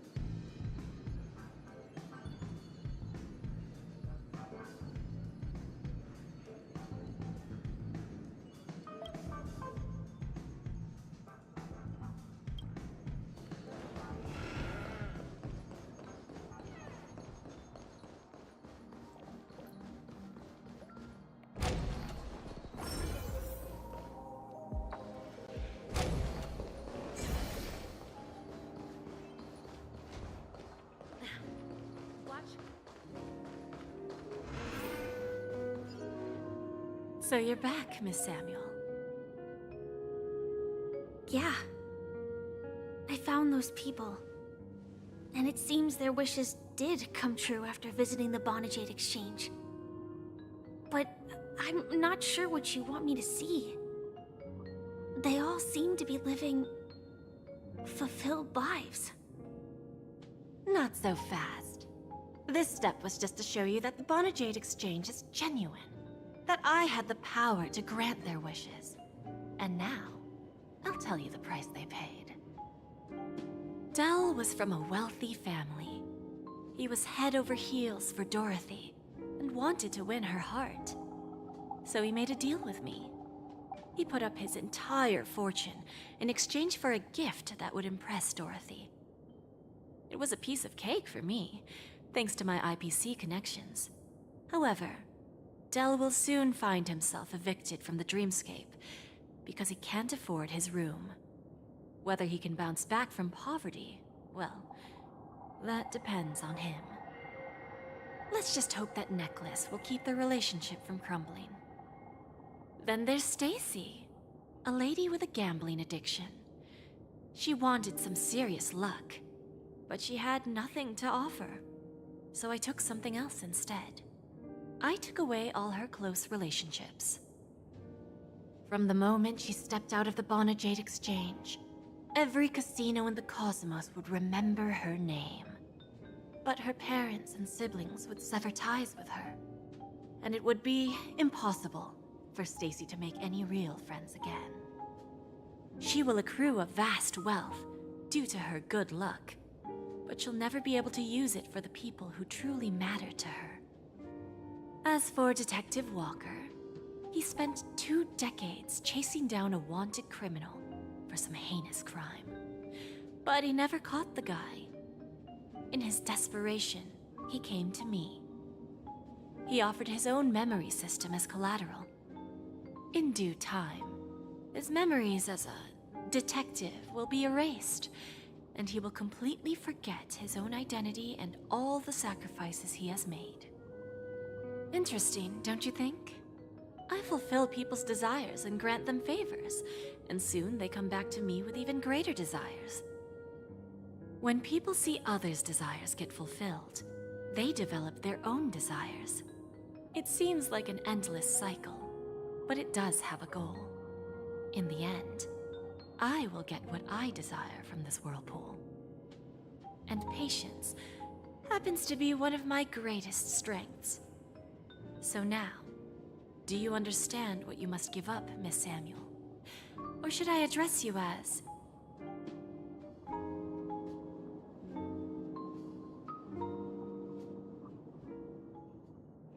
AR-26710, a remnant of Glamoth's Iron Cavalry? I'm not surprised. You are much calmer than I expected. Entropy loss syndrome. Truly an unjust misfortune, isn't it? The higher-ups in Glamoth implemented such a failsafe within the genes of their warriors, just to make sure the Republic's most powerful weapons wouldn't fall into the wrong hands. As for the price, those Iron Cavalries weren't exactly seen as regular, independent humans, so there wasn't really a price to be paid. However, you are different. You're now a Stellaron hunter, a living being named Firefly.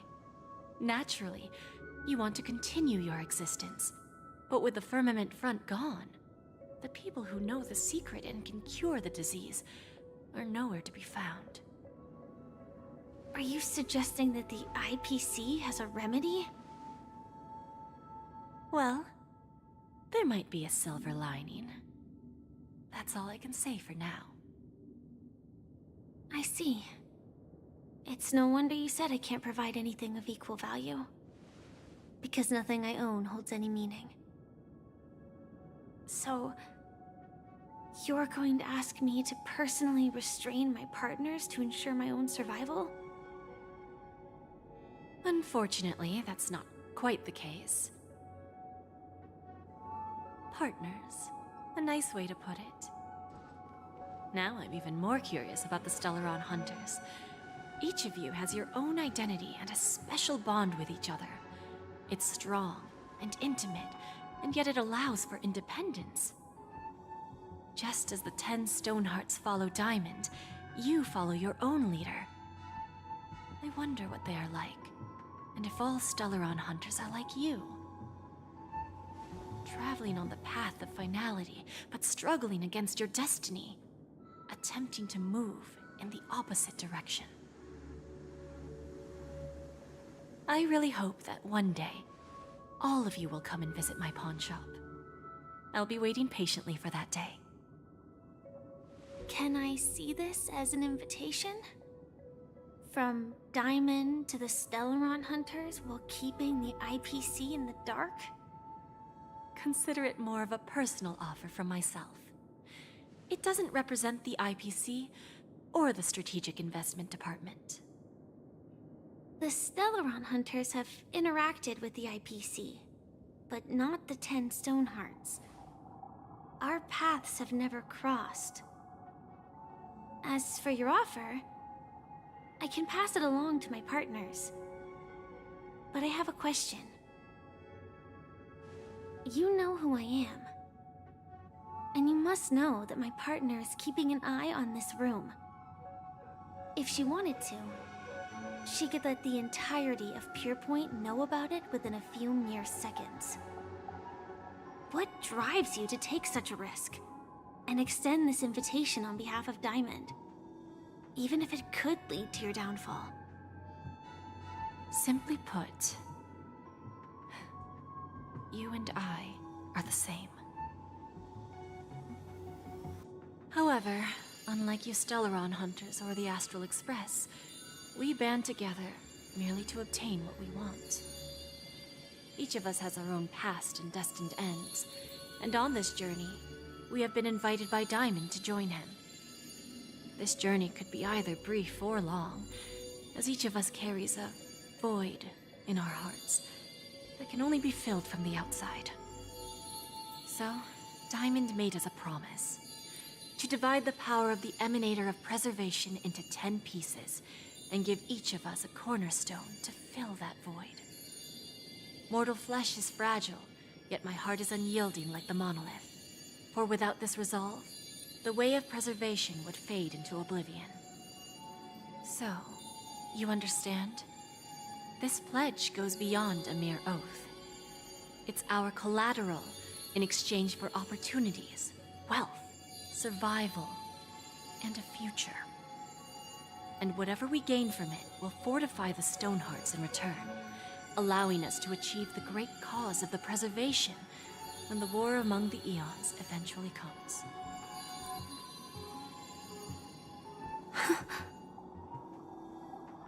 I understand. Take your time, child. You don't need to give me an immediate answer. Like I said, patience is one of my greatest strengths. If fate turns that page, our paths will cross again. It's a shame, though, that this pawn shop can't give me what I desire. My last attempt in Penacony. Well, it ends with hope.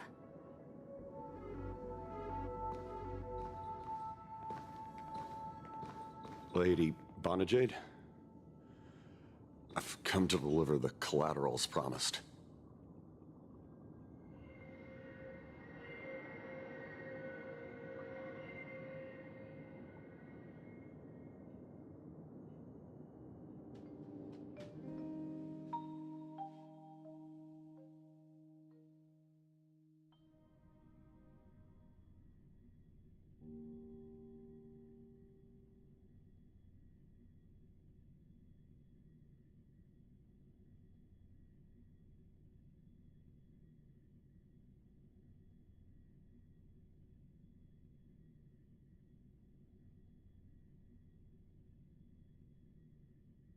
Turns out, the meeting to decide the future of Penacony went much smoother than expected.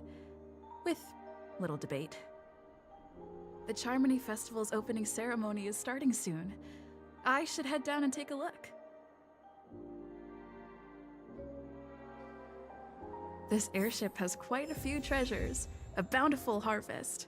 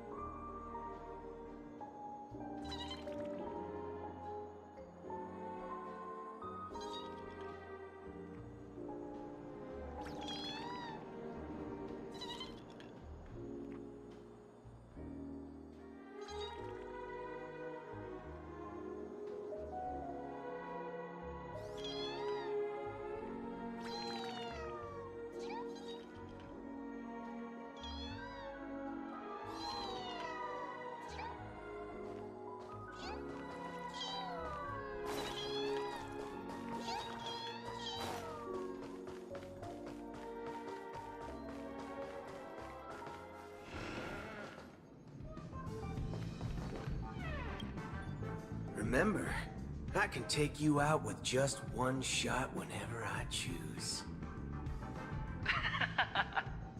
Oh, that'd be my honor. Don't worry, I hate cheating at the table. You better. Ah, look who's here. The great hero of the Astral Express.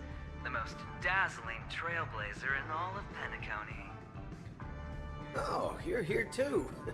Long time no see, friend.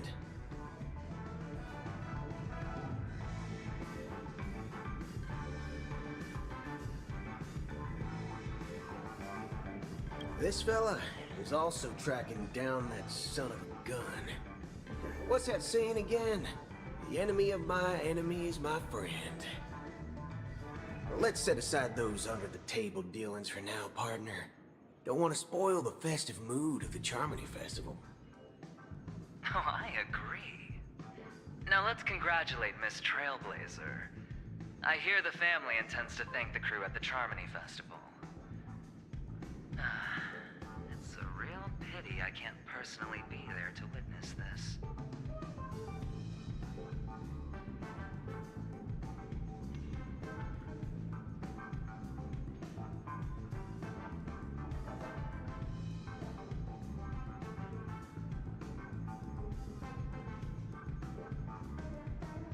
Well, my job was just to give the IPC an opening. Other things aside, I think I did a pretty good job at achieving this. While you were at Dreamflux Reef, we were actually close by.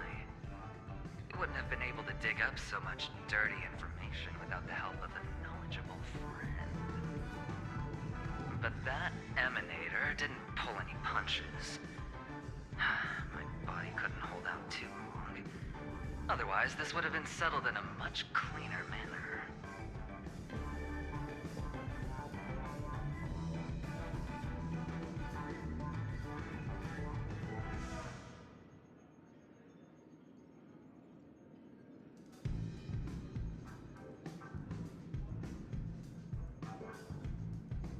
No problem. Punishing the wicked and eradicating evil is a top priority. Would have been strange if we sat it out. Making an entrance like that, us Galaxy Rangers are making a comeback. Reckon you'll meet quite a few followers of the hunt on your journey. Do me a favor, and pass on my regards, will ya?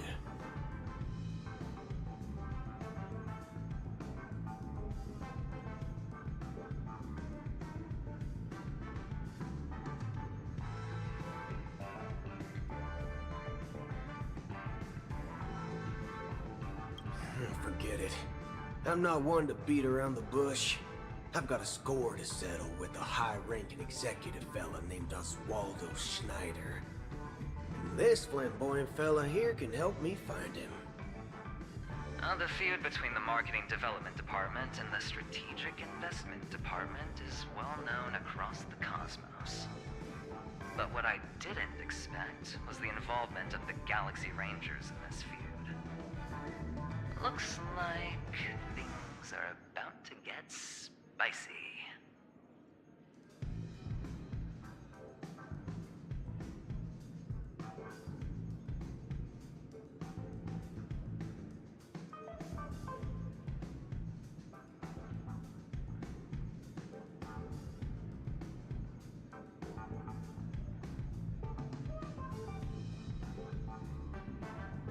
Thank you. And I also hope you enjoy yourself, great hero of Penacony. I'll pass. But I do hope you guys have fun. If you don't mind, let's play a few rounds next time.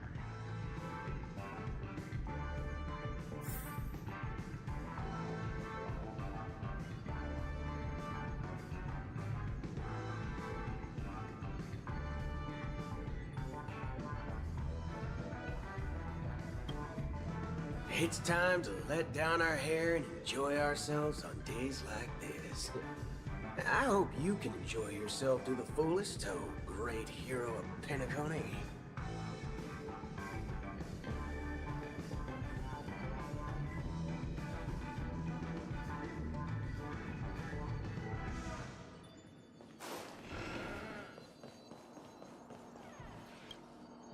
Ah, yes. I remember you.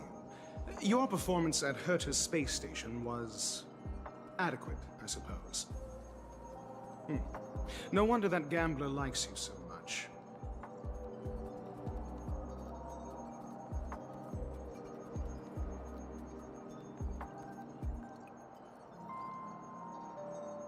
Don't try to emulate that gambler's penchant for attempting to be overly clever. I'll let it go this time, but this won't happen again. Very well. The Charmony Festival is about to commence soon. Take advantage of this unique opportunity. A blend of work and play is essential for superior knowledge absorption.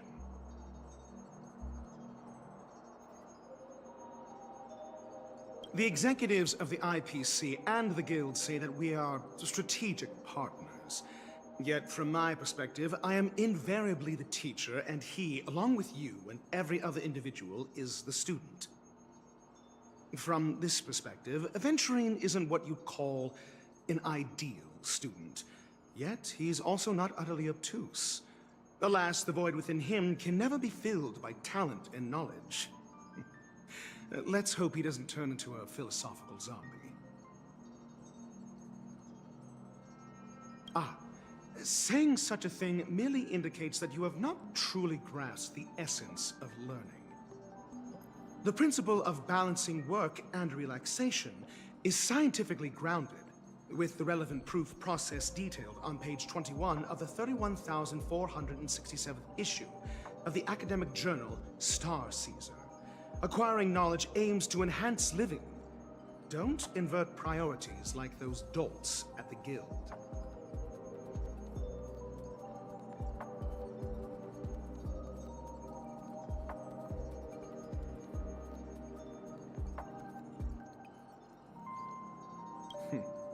Then you'll excuse me.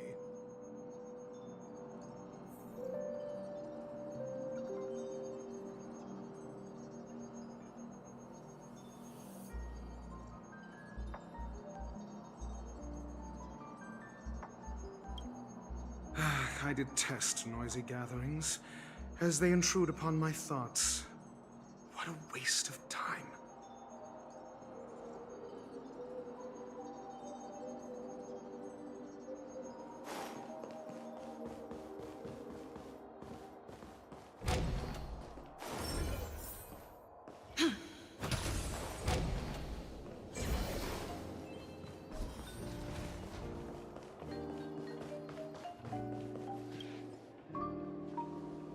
Well, if it isn't my old friend. It hasn't been long, and yet, here we are again. How are you?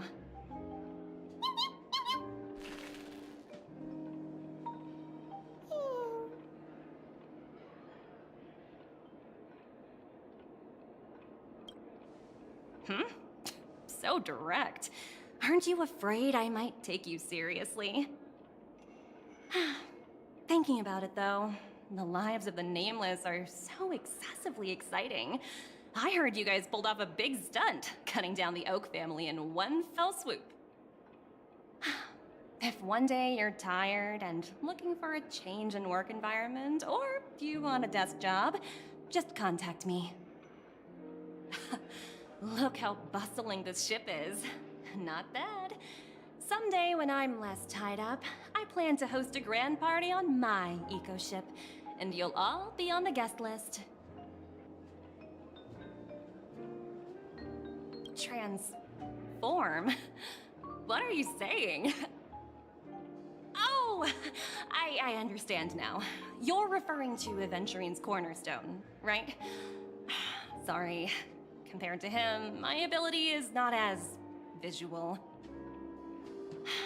Guess there is no harm telling you. The abilities of the 10 Stonehearts' cornerstones are all different. Some can even read your thoughts, grasp your desires. So, be careful. Now that I think about it, it was good that Branya got there when she did in Bellabog. If she came any later, we probably wouldn't have ended up as friends.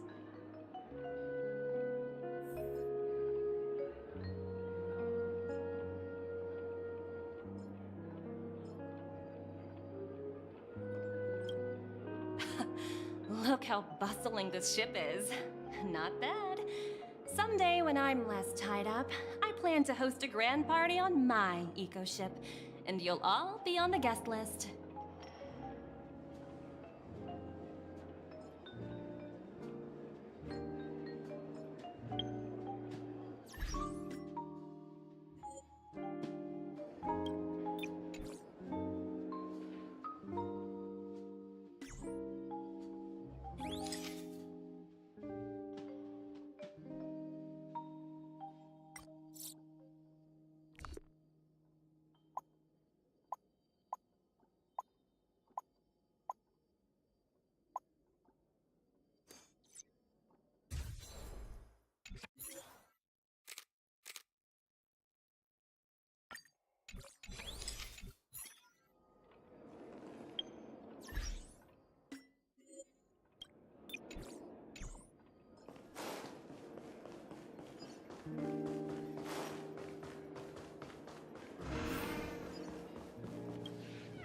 Hey there, lively lady.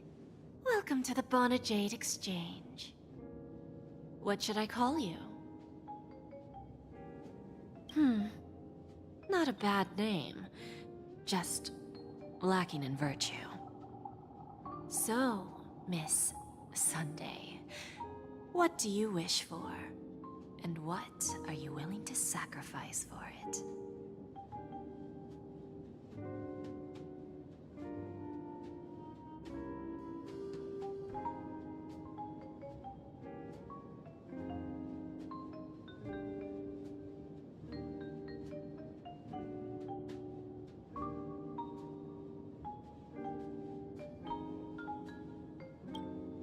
Oh, this is your wish.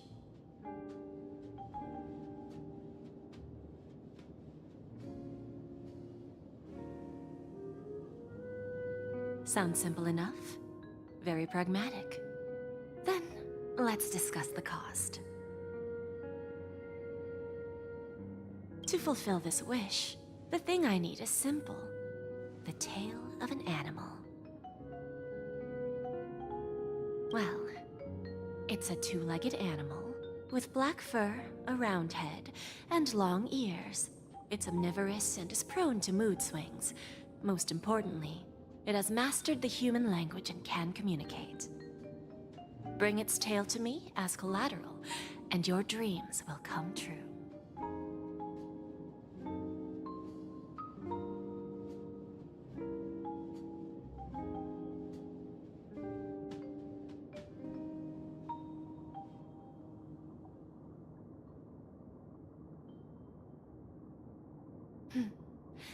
May fate bring us together again, Miss Trailblazer.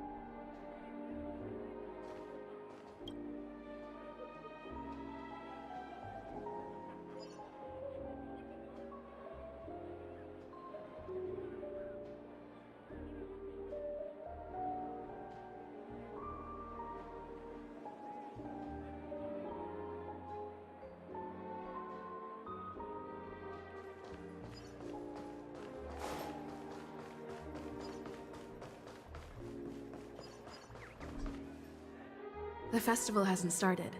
Let's take a quick break. Hi, we meet again. Who's that?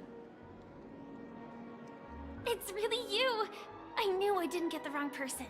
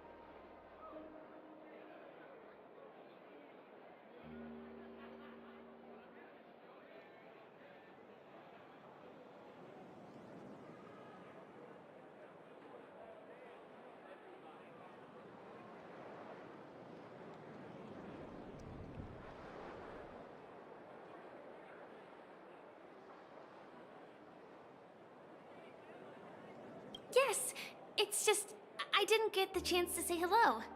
There's still some time before the Charmony Festival starts. Do you want to chat?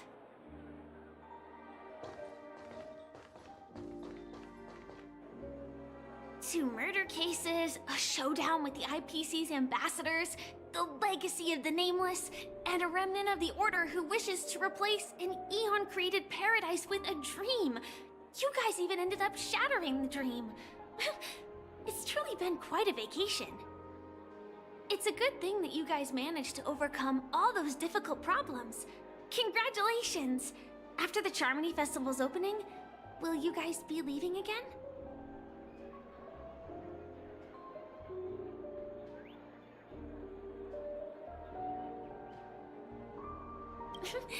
There will always be somewhere.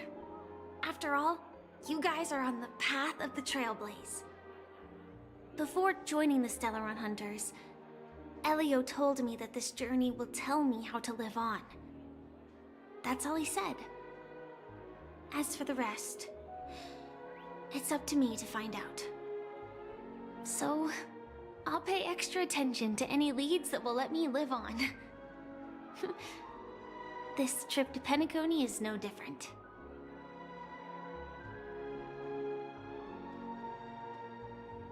Yes, initially I thought the answer might lie with the riddle of the Watchmaker. I was looking in the wrong place, but I did reap some rewards. Do you know Miss Jade from the IPC's Strategic Investment Department? Bonajade Exchange belongs to her. She told me her price, but...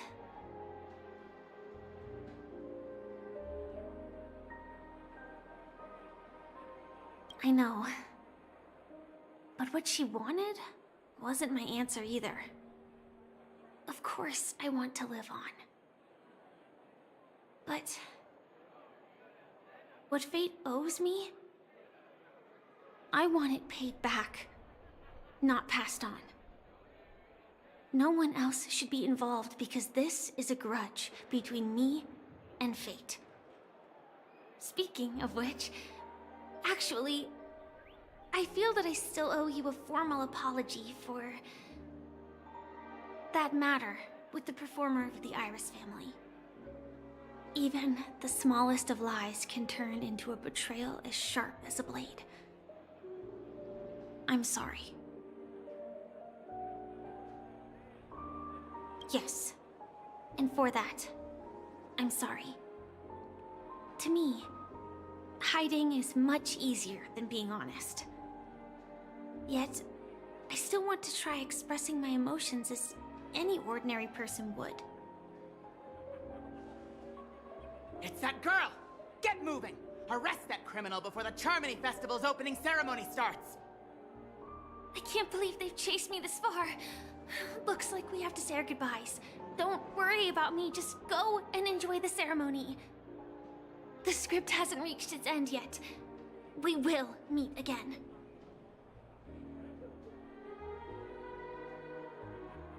I hope she's okay. But if it's only those two hounds again, she'll probably be fine. I'll send a message later to check in on her. Let's go attend the Charmony Festival first.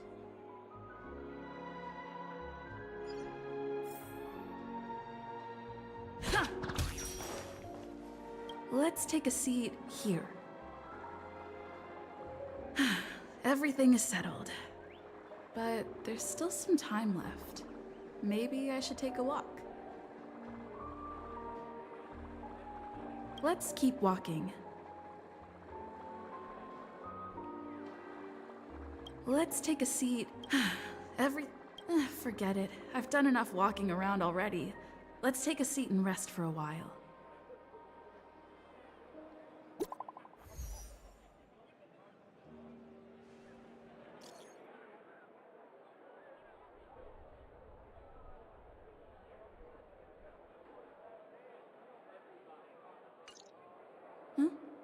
Looks like I don't have to worry about her. Let's wait for the opening ceremony to start.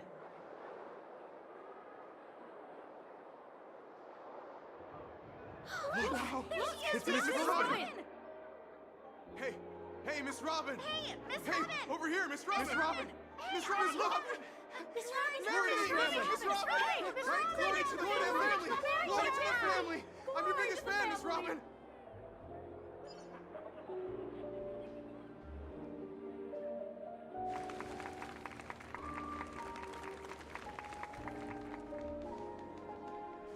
Distinguished guests, fellow family members, ladies, gentlemen, and friends from all over the cosmos. It's a pleasure to join you all in celebrating the grandest ceremony of the Amber Era, the Charmony Festival. Firstly, on behalf of the Penacony family's 5 major lineages, and on behalf of myself, I'd like to extend a warm welcome to all our guests.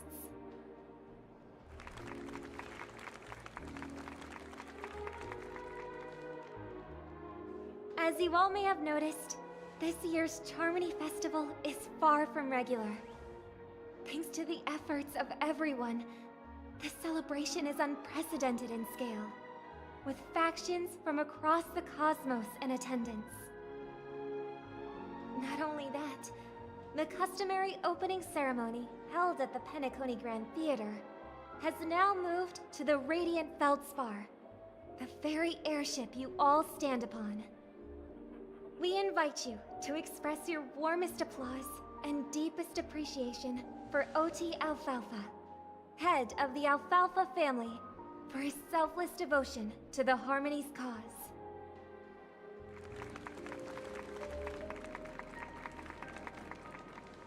What makes this festival so uniquely significant?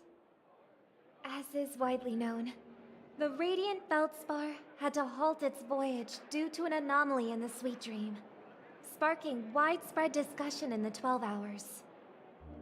Thanks to the hard work of Penacony's internal and external factions, we've finally gotten the Dreamscape back on track, just in time for the Charmony Festival. And as they say, good things come in pairs. The Charmony Festival not only celebrates this achievement, but also marks the relaunch of the Radiant Feldspar. And finally, the last reason. Does everyone remember the Watchmaker? In truth, the family has poured their efforts into this festival just to commemorate this legendary luminary. The father of Penacony, Mikhail Chard Legwork, one of the legendary Nameless who laid the foundations of Penacony. In the most bewildering times of the planet of festivities, it was he who descended from the sky with his companions, who taught us through trailblazing where freedom lies. It was also they who led the vanguard in the pioneering of the Dreamscape, in exchange for what is now known as the Paradise of Harmony. It can be said that Penacony's splendid success today is deeply rooted in the trailblazing ethos the Watchmaker planted within us. Only by honoring this trailblazing spirit can we fulfill our mission and spread harmony to a broader audience. Aw, that's so nice of her. She's talking about us.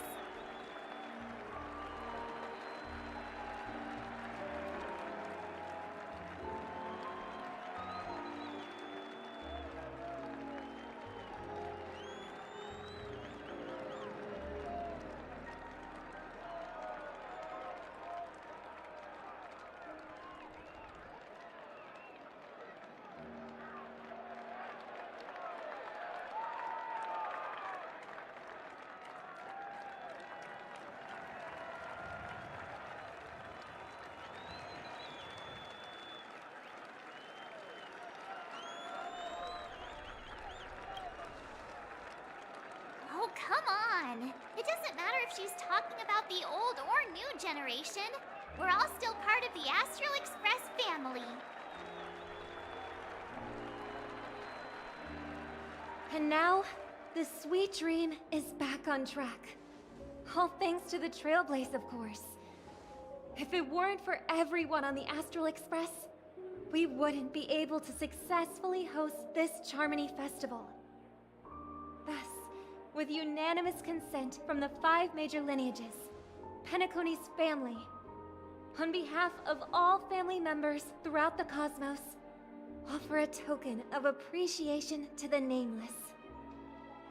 Oh, I wonder if it's gonna be a big one! We will transfer ownership of the Radiant Feldspar to the Astral Express. A meager appreciation that we hope you will accept with grace. Let us gift our applause and cheers to these brave and dauntless Nameless. Nameless! Nameless! Nameless! And now, I propose a toast. To harmony, to the Trailblaze, to the future of Penacony and the universe, and to the generous Alfalfa family head, Mr. O.T. Alfalfa. Cheers! Cheers!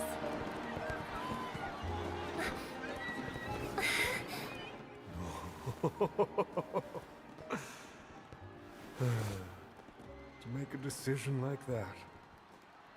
This little bird is no less capable than her brother. All's well that ends well. Right. But have you forgotten someone, my gray-haired friend? I put a bomb on this ship. You have 10 minutes to find it. Better hurry. When did this get shoved into my hands? There's still so many bombs. Now's not the time for plot twists. I can't handle this alone. Time to create a group and inform everyone.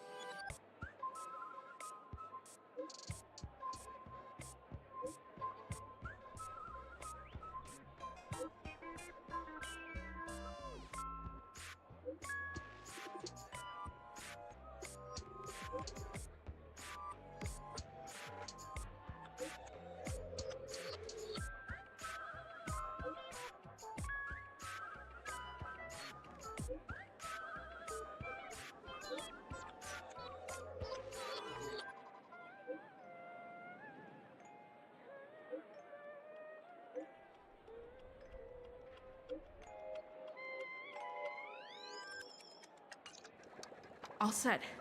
Let's start following the plan.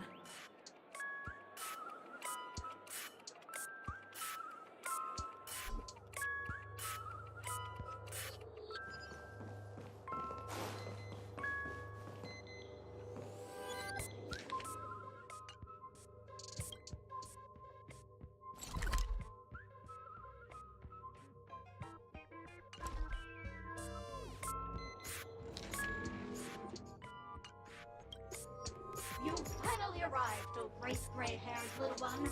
I'm the constable around these parts, and right now, I'm posing as a bomb.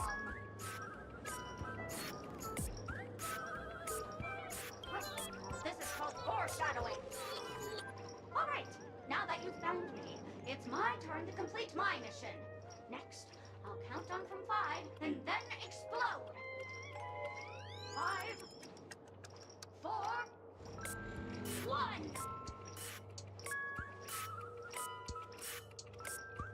Is it really that important? I'm not even a real bomb. Was it surprising, shocking, horrifying? No? Really? Fine. That's too bad then. You really ought to learn how to win a girl over.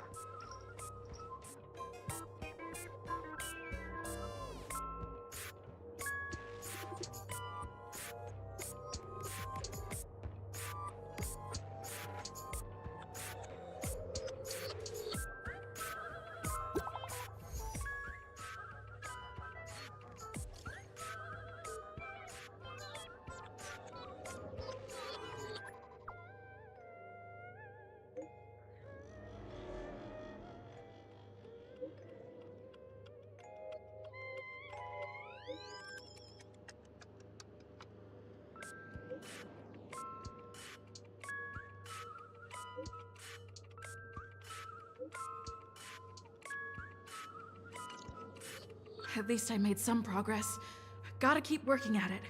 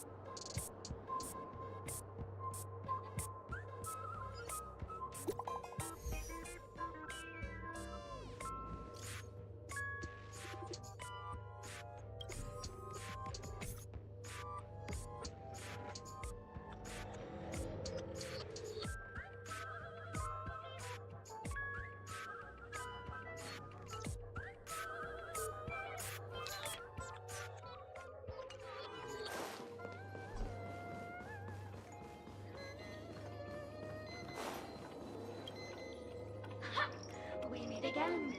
I am Penacony's famed detective. got yourself into a pickle, I'm more than happy to help. But unfortunately, I'm preoccupied with a couple of unsolved cases. So, you'll have to wait your turn. Bob. Drat. It completely slipped my mind. Dr. Boom specializes in explosives. I need your help, miss. You've had quite a few run-ins with Dr. Boom. And with the recent bomb situation, you're bound to find evidence that proves Dr. Boom is the killer. The first case is the Soulglad factory arson case. We found a hammer, a doll, and half a liter of unidentified fluid at the scene of the crime. Our forensics results showed it's a red herring. The second case is the Blue Hour auction robbery. A gang of masked thugs broke in, stole a fragment of the Astral Express, and left behind a large hammer, a doll, and a half-dead red herring at the scene. Those are all the details. The way I see it, there must be a link between these two cases that will be the key to exposing Dr. Boom. I trust in your deduction. Which piece of evidence do you think is the deciding one?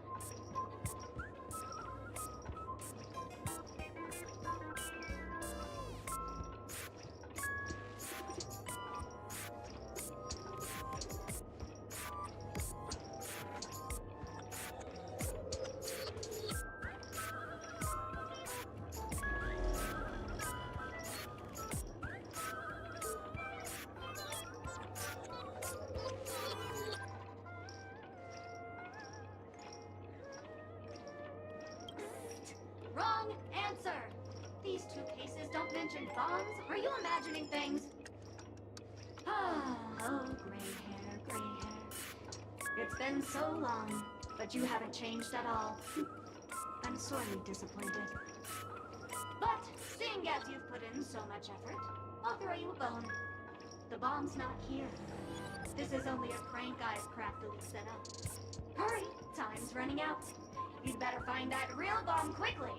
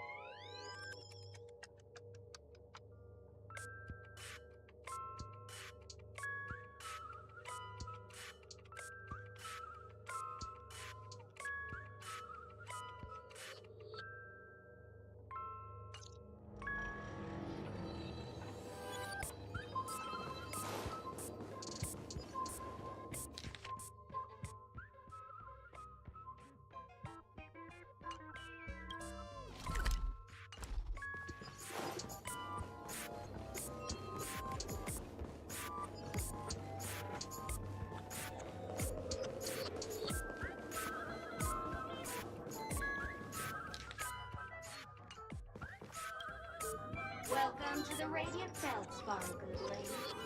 I'm a dangerous bomb, and an outlaw who despises law and order. May you have a splendid day.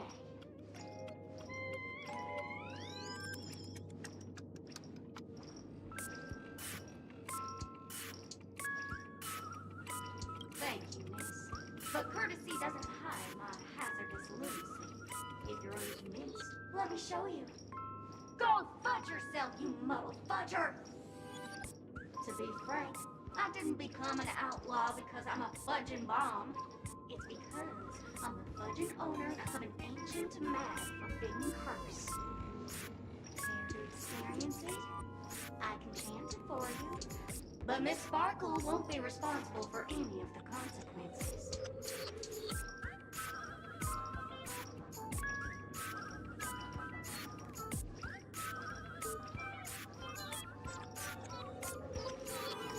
Holy fudge, you're more insane than I am. Let me gather my wits. The ritual is ready. Perk up your ears and listen closely to the most ancient, primal fear etched into the very fudging genes of humanity. Loomska, boomska, little sparkles! Loomska, boomska, little sparkles!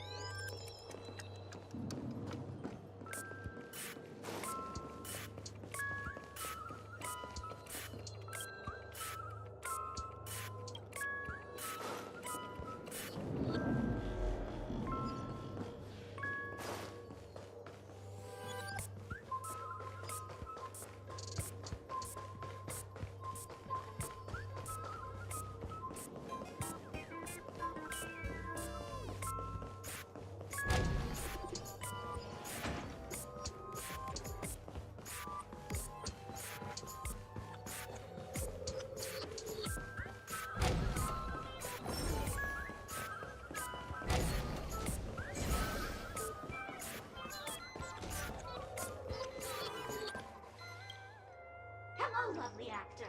You can call me the Director Doll. I often use this name in film credits. If you didn't know, I'm the one who directed the entire farce in Penacony. As the leading lady of the show, what did you think? Feel free to share your thoughts. Well, actually, due to the current plot requirements, you're only allowed to say one line. So please try and resist the urge to share your thoughts.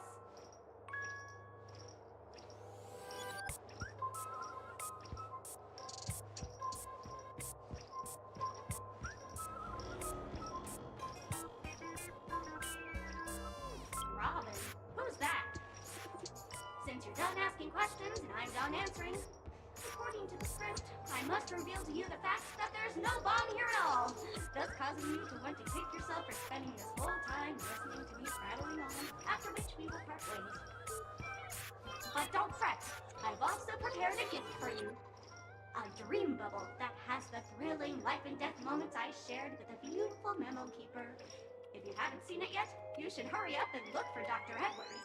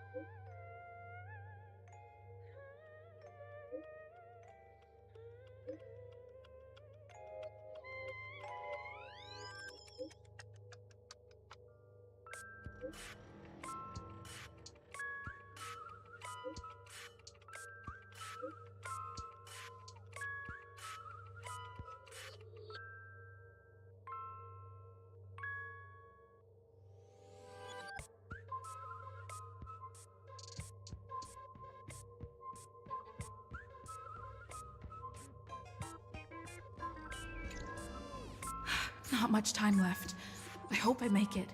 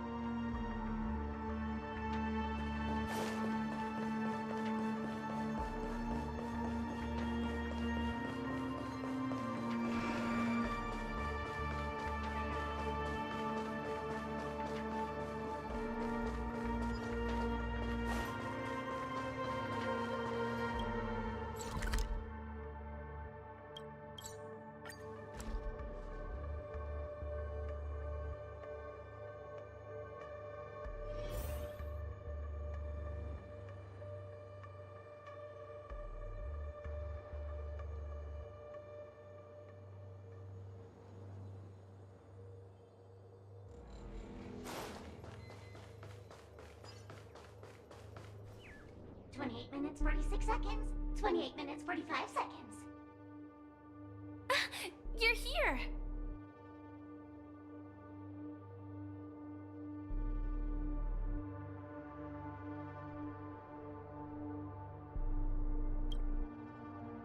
Don't come close! This bomb is very dangerous. And I'm the real Firefly!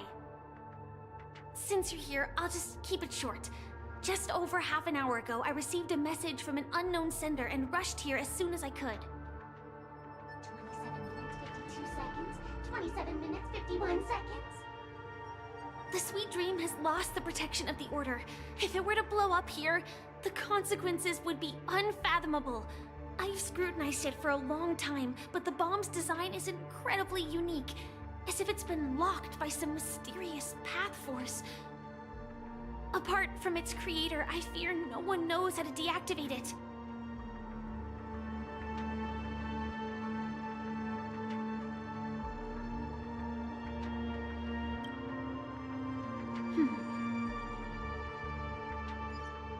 Actually, there might be another way. Do you still remember?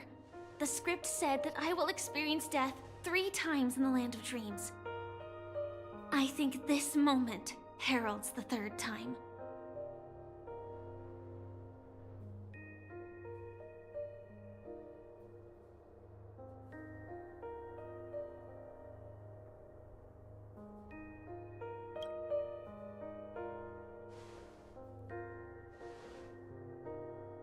You may already know that I have no way of evoking dreams. I employ a Stellaron Hunter's special method in order to enter dreams instead.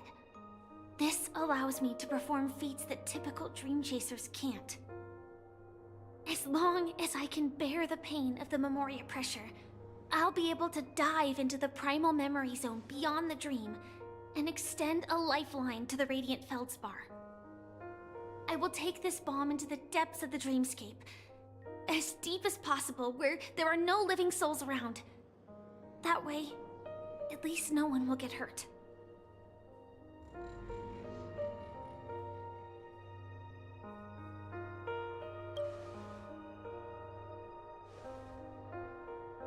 Don't worry. I believe that this Firefly armor will be enough to take me to where I need to go before the countdown ends. And maybe even make it back safely. At present, this is our best and most logical course of action. After all, a long story deserves a happy ending. I have some words to share with you. though they were spoken to me by Miss Acheron. She said that the so-called impossible is merely something that is yet to happen. At the moment, there are so many things that seem impossible, but are they really never going to happen? Maybe it's just that the moment to disprove these impossibilities hasn't arrived yet. Whether it be a literal ending, suffering akin to death, or a harrowing deathscape. Before the appointed destination arrives, they are all the same. Yet I can still make myriad choices. I also firmly believe that when that moment arrives for us to make a choice, the answer to our end will already be within our hearts. It is not destiny that shapes us, but we who shape destiny.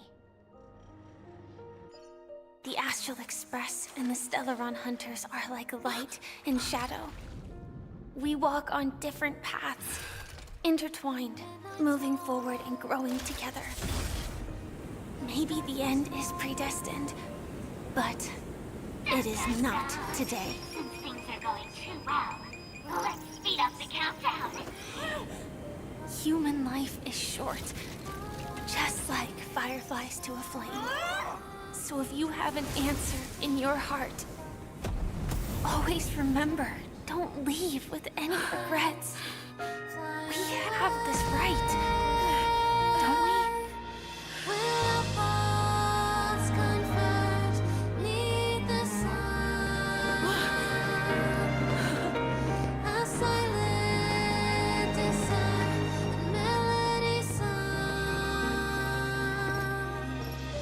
Since you care so much about other people's safety, why don't you go take a closer look?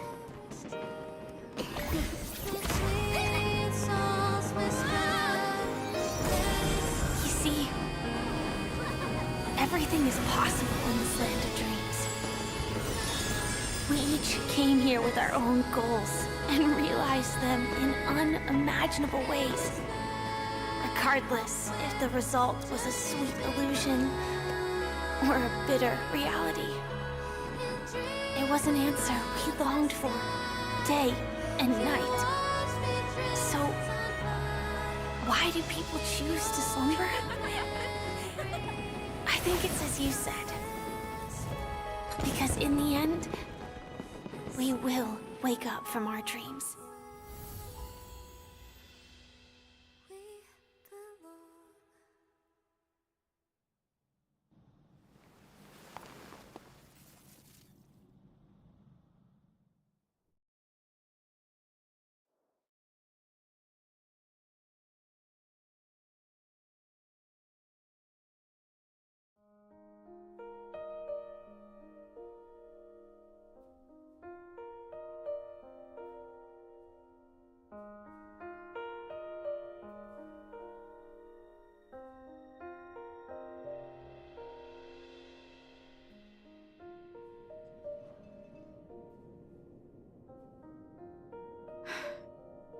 When I arrived, I happened to see a child holding it. He said the flowers were prepared by Aunt Jessie for the watchmaker and the war comrade he'd missed his whole life. Mikhail would place 2 bunches of flowers here year after year. And after he left, it became 3. Your wishes will always be remembered by someone. Now, Penacony, as you hoped, has welcomed the dawn after a long, dark night.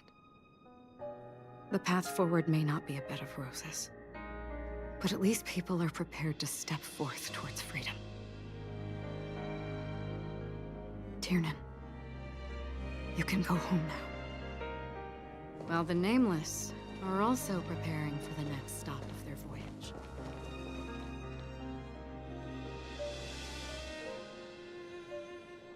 But before leaving, we still have one last thing to do.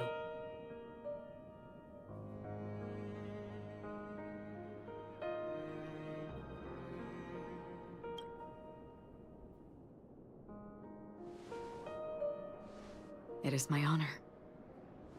I've said many goodbyes. Yet I am glad that this is the first time I speak these words with a smile. But before leaving, I'm sure you all have plenty to say to the nameless of the past.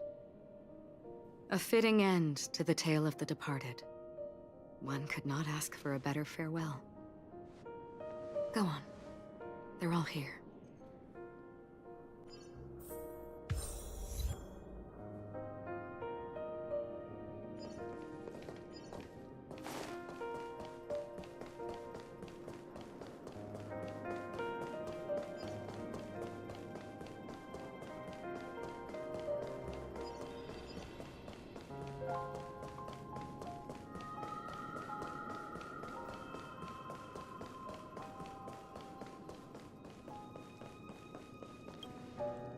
Is the Astro Express ready to depart Penacony? Apologies, Mr. Mika, that we are only now bidding you farewell. Oh, that's all right. You've all done so much for the Watchmaker, and we are forever indebted. Allow me, as the representative of Dreamflux Reef, to make another toast to all the nameless. What will the people of Dreamflux Reef do now? Many will continue to live here. Those accustomed to being awake will mostly have a hard time getting used to a life of darkness with their eyes closed. Though the order has faded, there must be someone to watch over this primal memory zone. Penacony's nights are long, and there are many who are still far from a good night's sleep. As for the sweet dream over there, we're still managing without it, aren't we?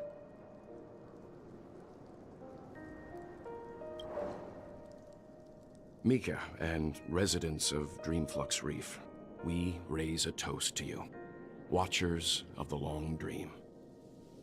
To your tenacity throughout time, to each sorrowful night, and to the dawn that is finally upon us.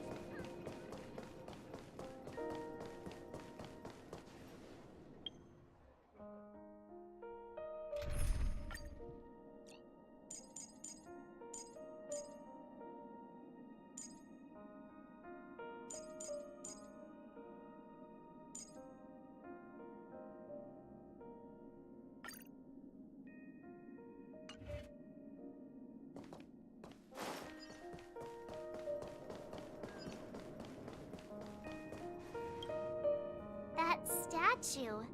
It wasn't here last time. Looks like this is the last riddle that Mr. Gallagher left for us. In the end, we still failed to figure out his true identity, or if he was even a living person. What should I say? I mean, this guy is definitely a history fictionologist, all right. I'm suddenly reminded of the time at the theme park when he said he was only 13 years old. Could that have meant something too? Either way, he's an enigmatic character for sure. At least our journey together in Penacony was real enough. And his loyalty and love for this land must have been real too, right?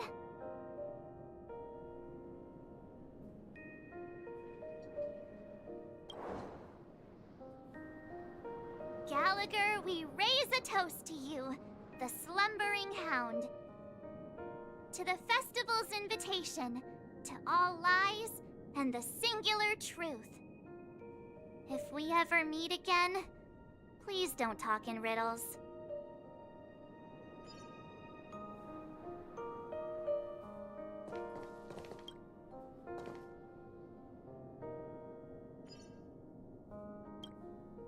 Honestly, when I heard the conductor's request, I was pretty surprised. The Nameless. Those who trailblaze, doing good deeds but never seeking recognition. After all this time, how would we even find those 3 people in such a vast place like Penacony? But it seems, in the land of the dreams, anything is indeed possible. History may not remember the names of the dead, but the stars will attest to their journeys. The first glimmer of light in the prolonged night often illuminates little, as it is fleeting and the darkness too vast. But because of this, people will remember. As long as something shines in the night sky, then when the first star falls, countless more will follow, streaking across the horizon.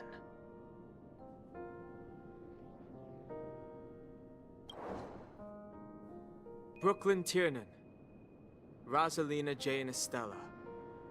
We raise a toast to you, trailblazers of the Silver Rail. A toast to history that no longer remains silent. The passionate and courageous pursuit, and a voyage that traverses the stars.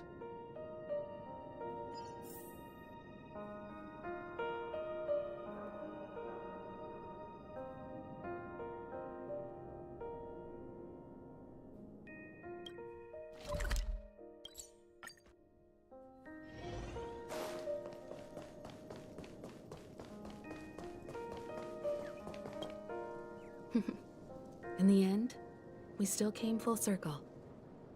This trailblazing expedition started from the moment you and a bellboy ran into each other. After going on a journey of many twists and turns, they still ended up where they started. Just like a clock's hands that turn round and round, the start and end of each day will always land on 12 o'clock. The advent of time moving forward. There shouldn't be much left to say. This entire adventure started because of you, and should naturally end with you.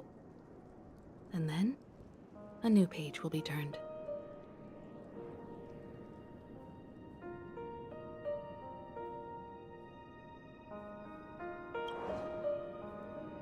Mikhail Char Legwork, we raise a toast to you, watchmaker of the land of the dreams, nameless of the Astral Express. To Penacony's past, present, future, and the child's unwavering dream unto death. With that, our duty as Nameless should be complete, right? The trailblaze can illuminate the way, but ultimately, the future of a world belongs to those who live in it.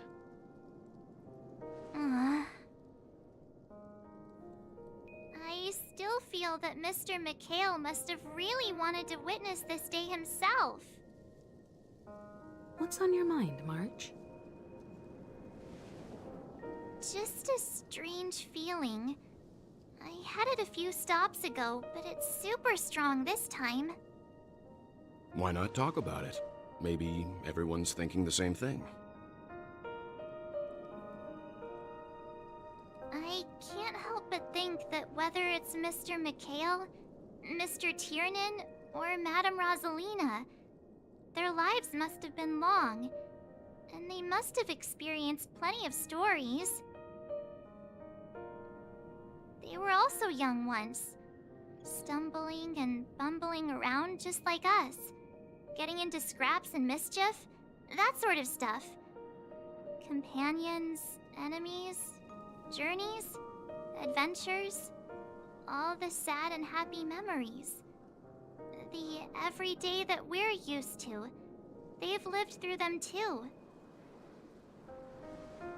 But those things are all in the past.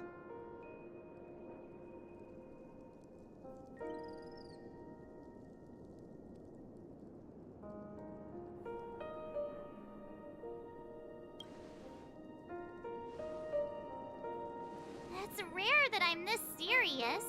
Can't you just humor me for once? Sheesh. It'll be easier to understand if I use an analogy. Like when you're reading a book. If one of its characters keeps running into obstacles and experiences an ending full of regrets, we're bound to feel a bit mixed about it, right?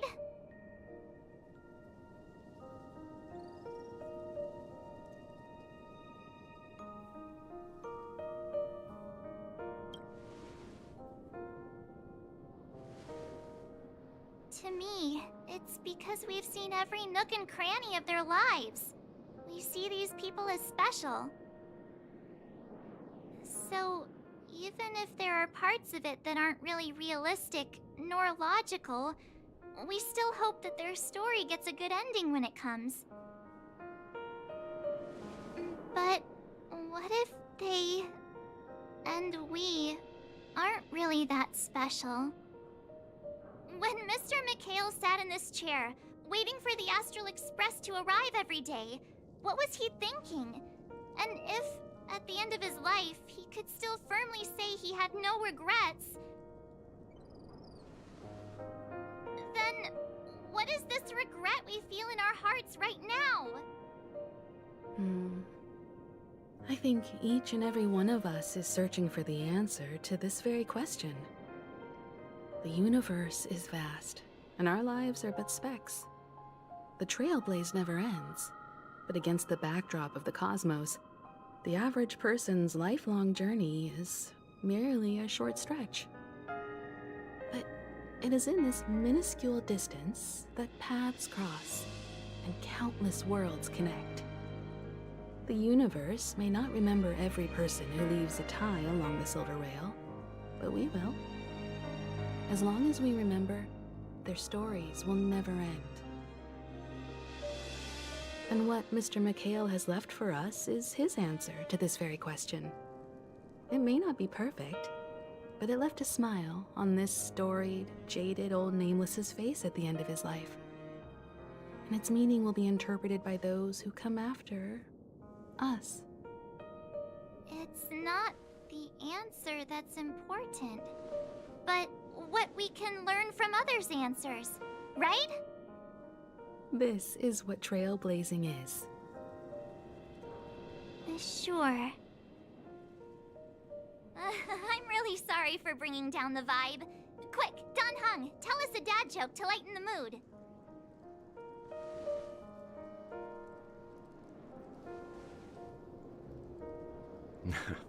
It's never a bad thing to reflect. One day, we'll all have to face our own farewells. But before that, we still have a long way ahead of us together. So the most important thing right now is to tell the conductor what we saw in Penacony. Then prepare ourselves for our next trailblazing destination. I should get back to the Express. Or maybe I could say my final goodbye to Acheron.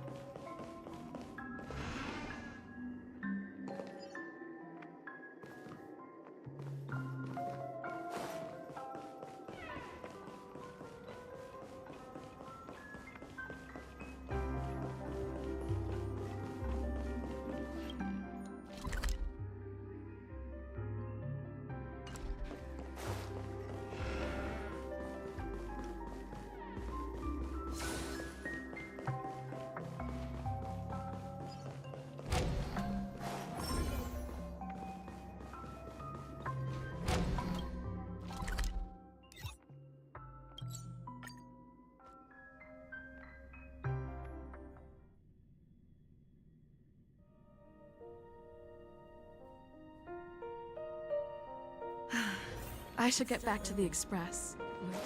Or maybe I could say my final goodbye to Acheron.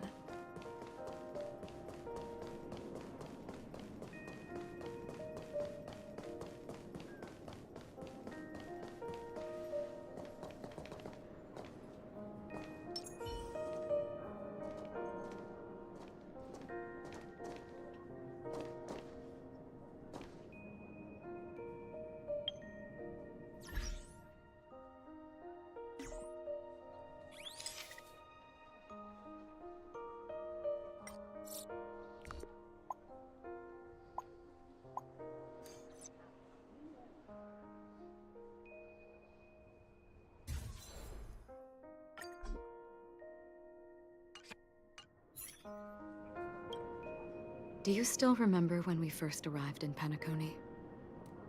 Who would have thought our paths would cross in such a way?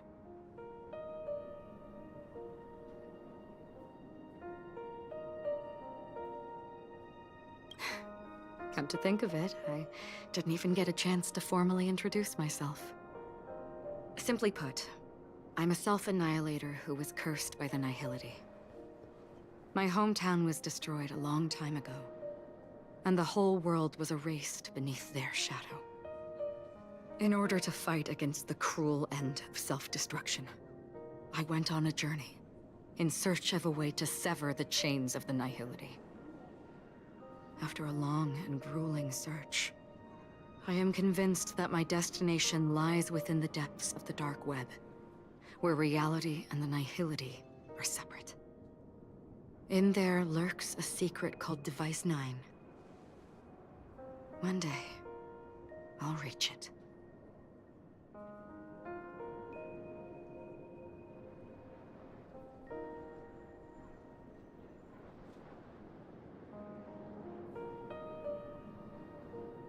The ocean of stars is vast, and given our destinations, I'm afraid our paths may not cross again. But the trailblazing expedition ahead is always full of unknowns, and my blade is sharp enough to sever fate. As long as we maintain our original resolve, I believe there will come a day where we will meet again. Ah. In that case, I must apologize for my rudeness. Do you remember when we first met? I once said you reminded me of an acquaintance. Because of the Self-Annihilator's curse, my memories are stripped away, blurring my past. And after our journey together, what I originally thought were familiar feelings were merely illusions. I believe this was truly our first meeting. What do you mean? It's improbable that you've crossed paths with my past self.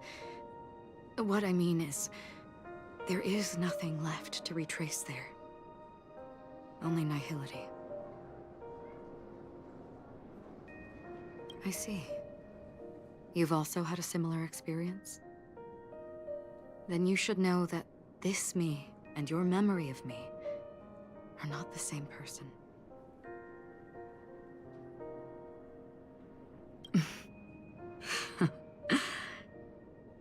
Long ago, I too was like you, with irreplaceable companions. We also embarked on journeys, making the best choices we could, whenever we could. Unfortunately, we didn't achieve the outcome we wanted. But moments like this make me feel like they never even left. In this universe, there exist countless worlds that are similar yet different, and countless people who are alike yet distinct. I too have wandered alone, encountering acquaintances on strange worlds, seeing their silhouettes overlap with my past. In your opinion, what does this déjà vu mean?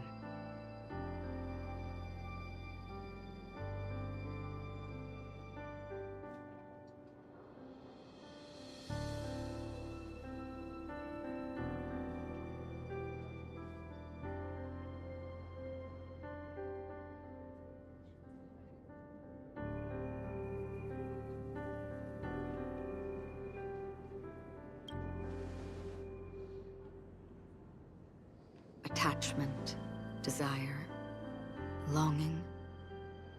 They may all be right, but they are all incomplete.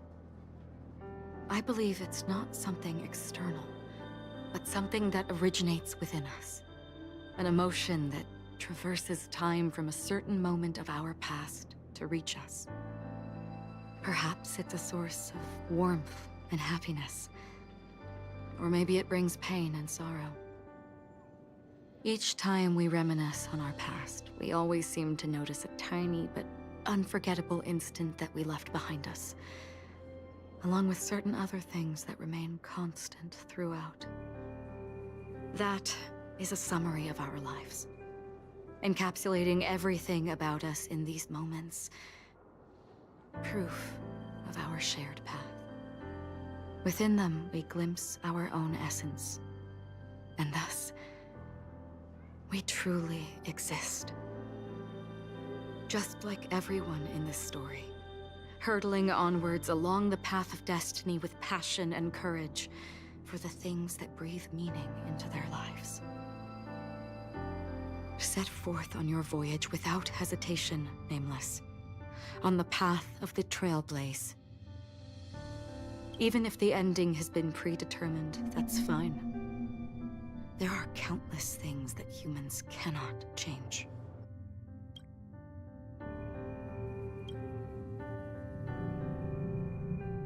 But before that, on the road towards the end, there are still many things that we can do.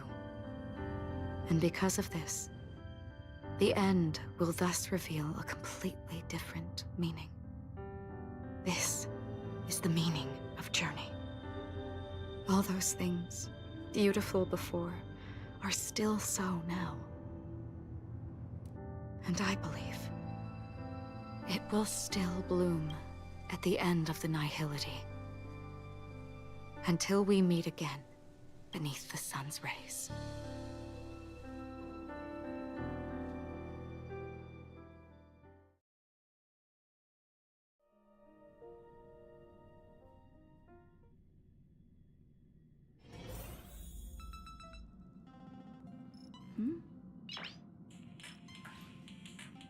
Nice.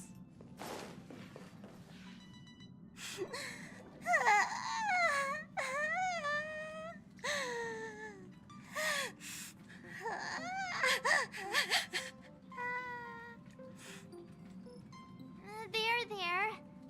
Chin up, Pom-Pom. Don't be sad. Don't cry. Wow. Your method of consolation is truly unsophisticated. Still better than just standing there like a scarecrow.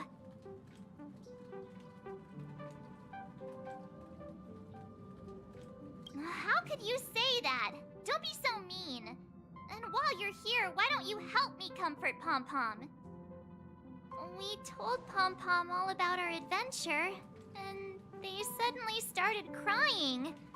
I've never seen Pom-Pom so sad before. The conductor never cries. Pom-Pom is never sad. Pom-Pom is just angry. Yeah, angry. No matter where the express stops, you lot always manage to cause chaos. My well-thought-out timetable completely ignored. If you carry on like this, the express is gonna run out of fuel. That's right. Pom-Pom is just angry. It's not because of Misha, Tiernan, Rosalina, and the rest.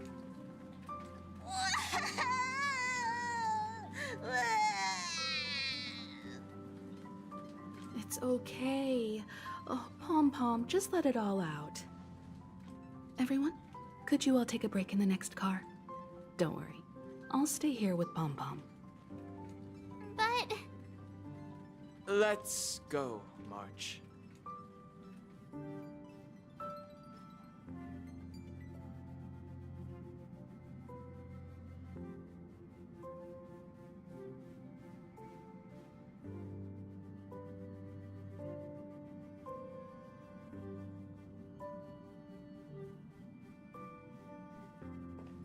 it's okay. Oh, Pom Pom, just...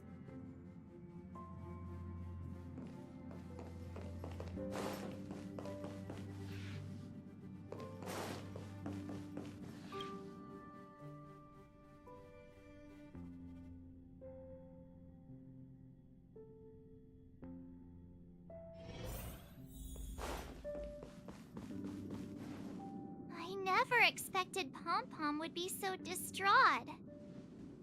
Those three nameless must have meant a lot to Pom Pom. No one knows exactly when Pom Pom boarded the Express, but one can surmise that their journey has been filled with many hellos and goodbyes. Probably more than we can imagine. The fact that they're crying so hard is probably a good sign. It proves that Pom Pom's emotions haven't become dulled by the grind of time. They still deeply cherish every nameless who has boarded the Express and value every journey shared with them. Leave it to Himiko. When it comes to comforting, there's no one better on the Express.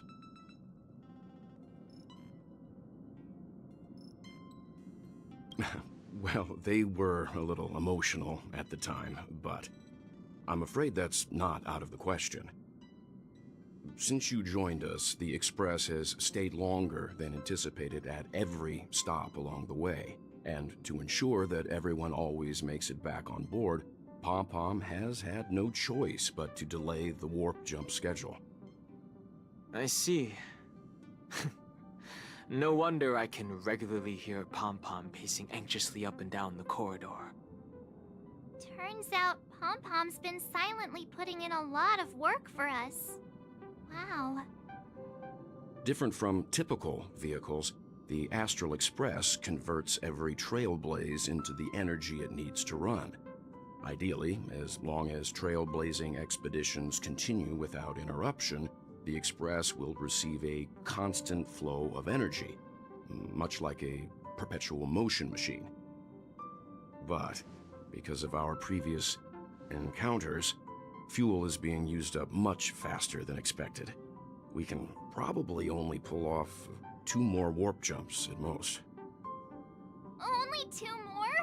Isn't that super risky? Oh, I don't want to become an ice cube floating around in space again.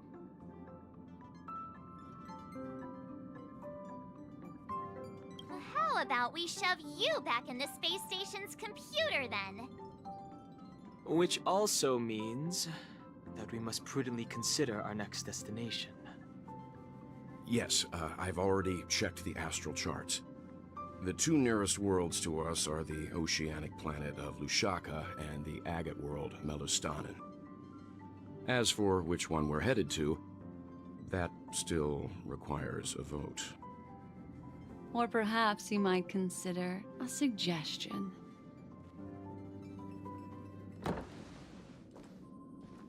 Everyone, we meet again. It's you! Why were you just in my room? It's a very cute room, Miss March. Just like you.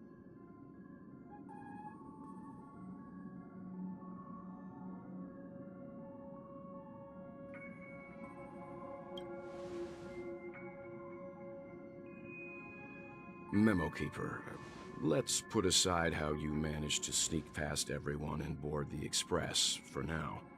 You mentioned a suggestion.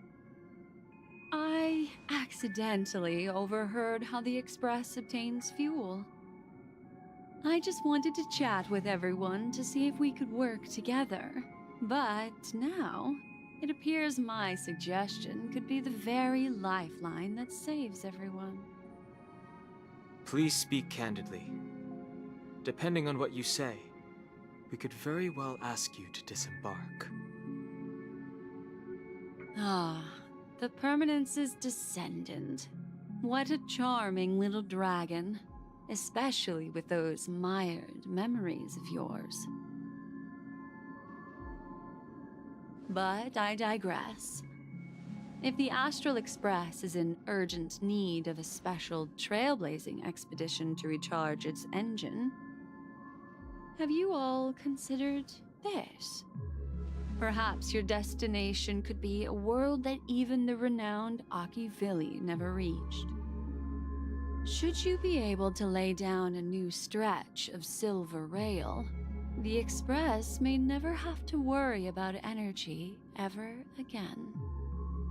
Trailblazing to a world that even Akivili has never been to? Is that possible? Continue, Memo Keeper. This destination of which you speak, what sort of world is it? A world that many across the universe don't even know exists. A world hidden away from outside observation. Its presence only revealed by the light from the mirror of the Garden of Recollection. A world fettered by 3 paths, its destiny hanging in the balance.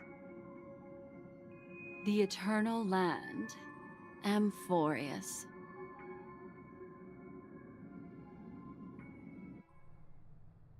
I hope I'm not too late, child. I wasn't expecting it to be you. Don't you know how many sentry posts the family has built? And how hard it is to get you out of here? Looks like my time's up. What do you mean? What time? Negotiation, interrogation, or death. My fate lies entirely in your hands, Lady Bonajade. The dance is done. Why bother with the compassionate pretense and give someone who's about to die the chance to talk?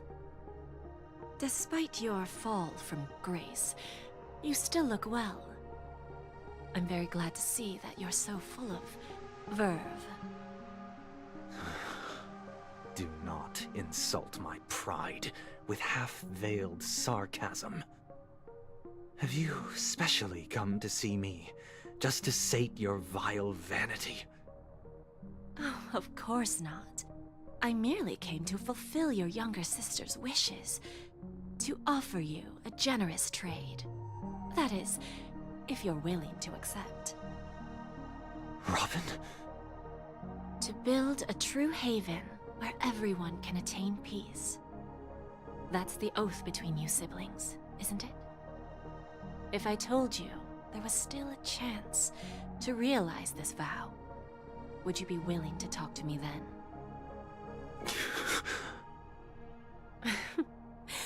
I recognize the gravity of this question, which is why you don't have to answer me right now. Go now. You are free, O Chosen One, who dare to exceed his bounds, sever your wings, descend to the mortal realm, and walk their lands. See what this world is truly like. I will not accept your charity. As I mentioned earlier, it's a trade, and you don't have to give me an answer right now. Rewards are not reaped in a day, and if there's one thing I'm best at, it's waiting. The sweet dream still continues, and the night is still long. You have plenty of time to contemplate your answer. Ah, a word of advice for you before we part ways. A word of warning from someone who's been in your shoes before.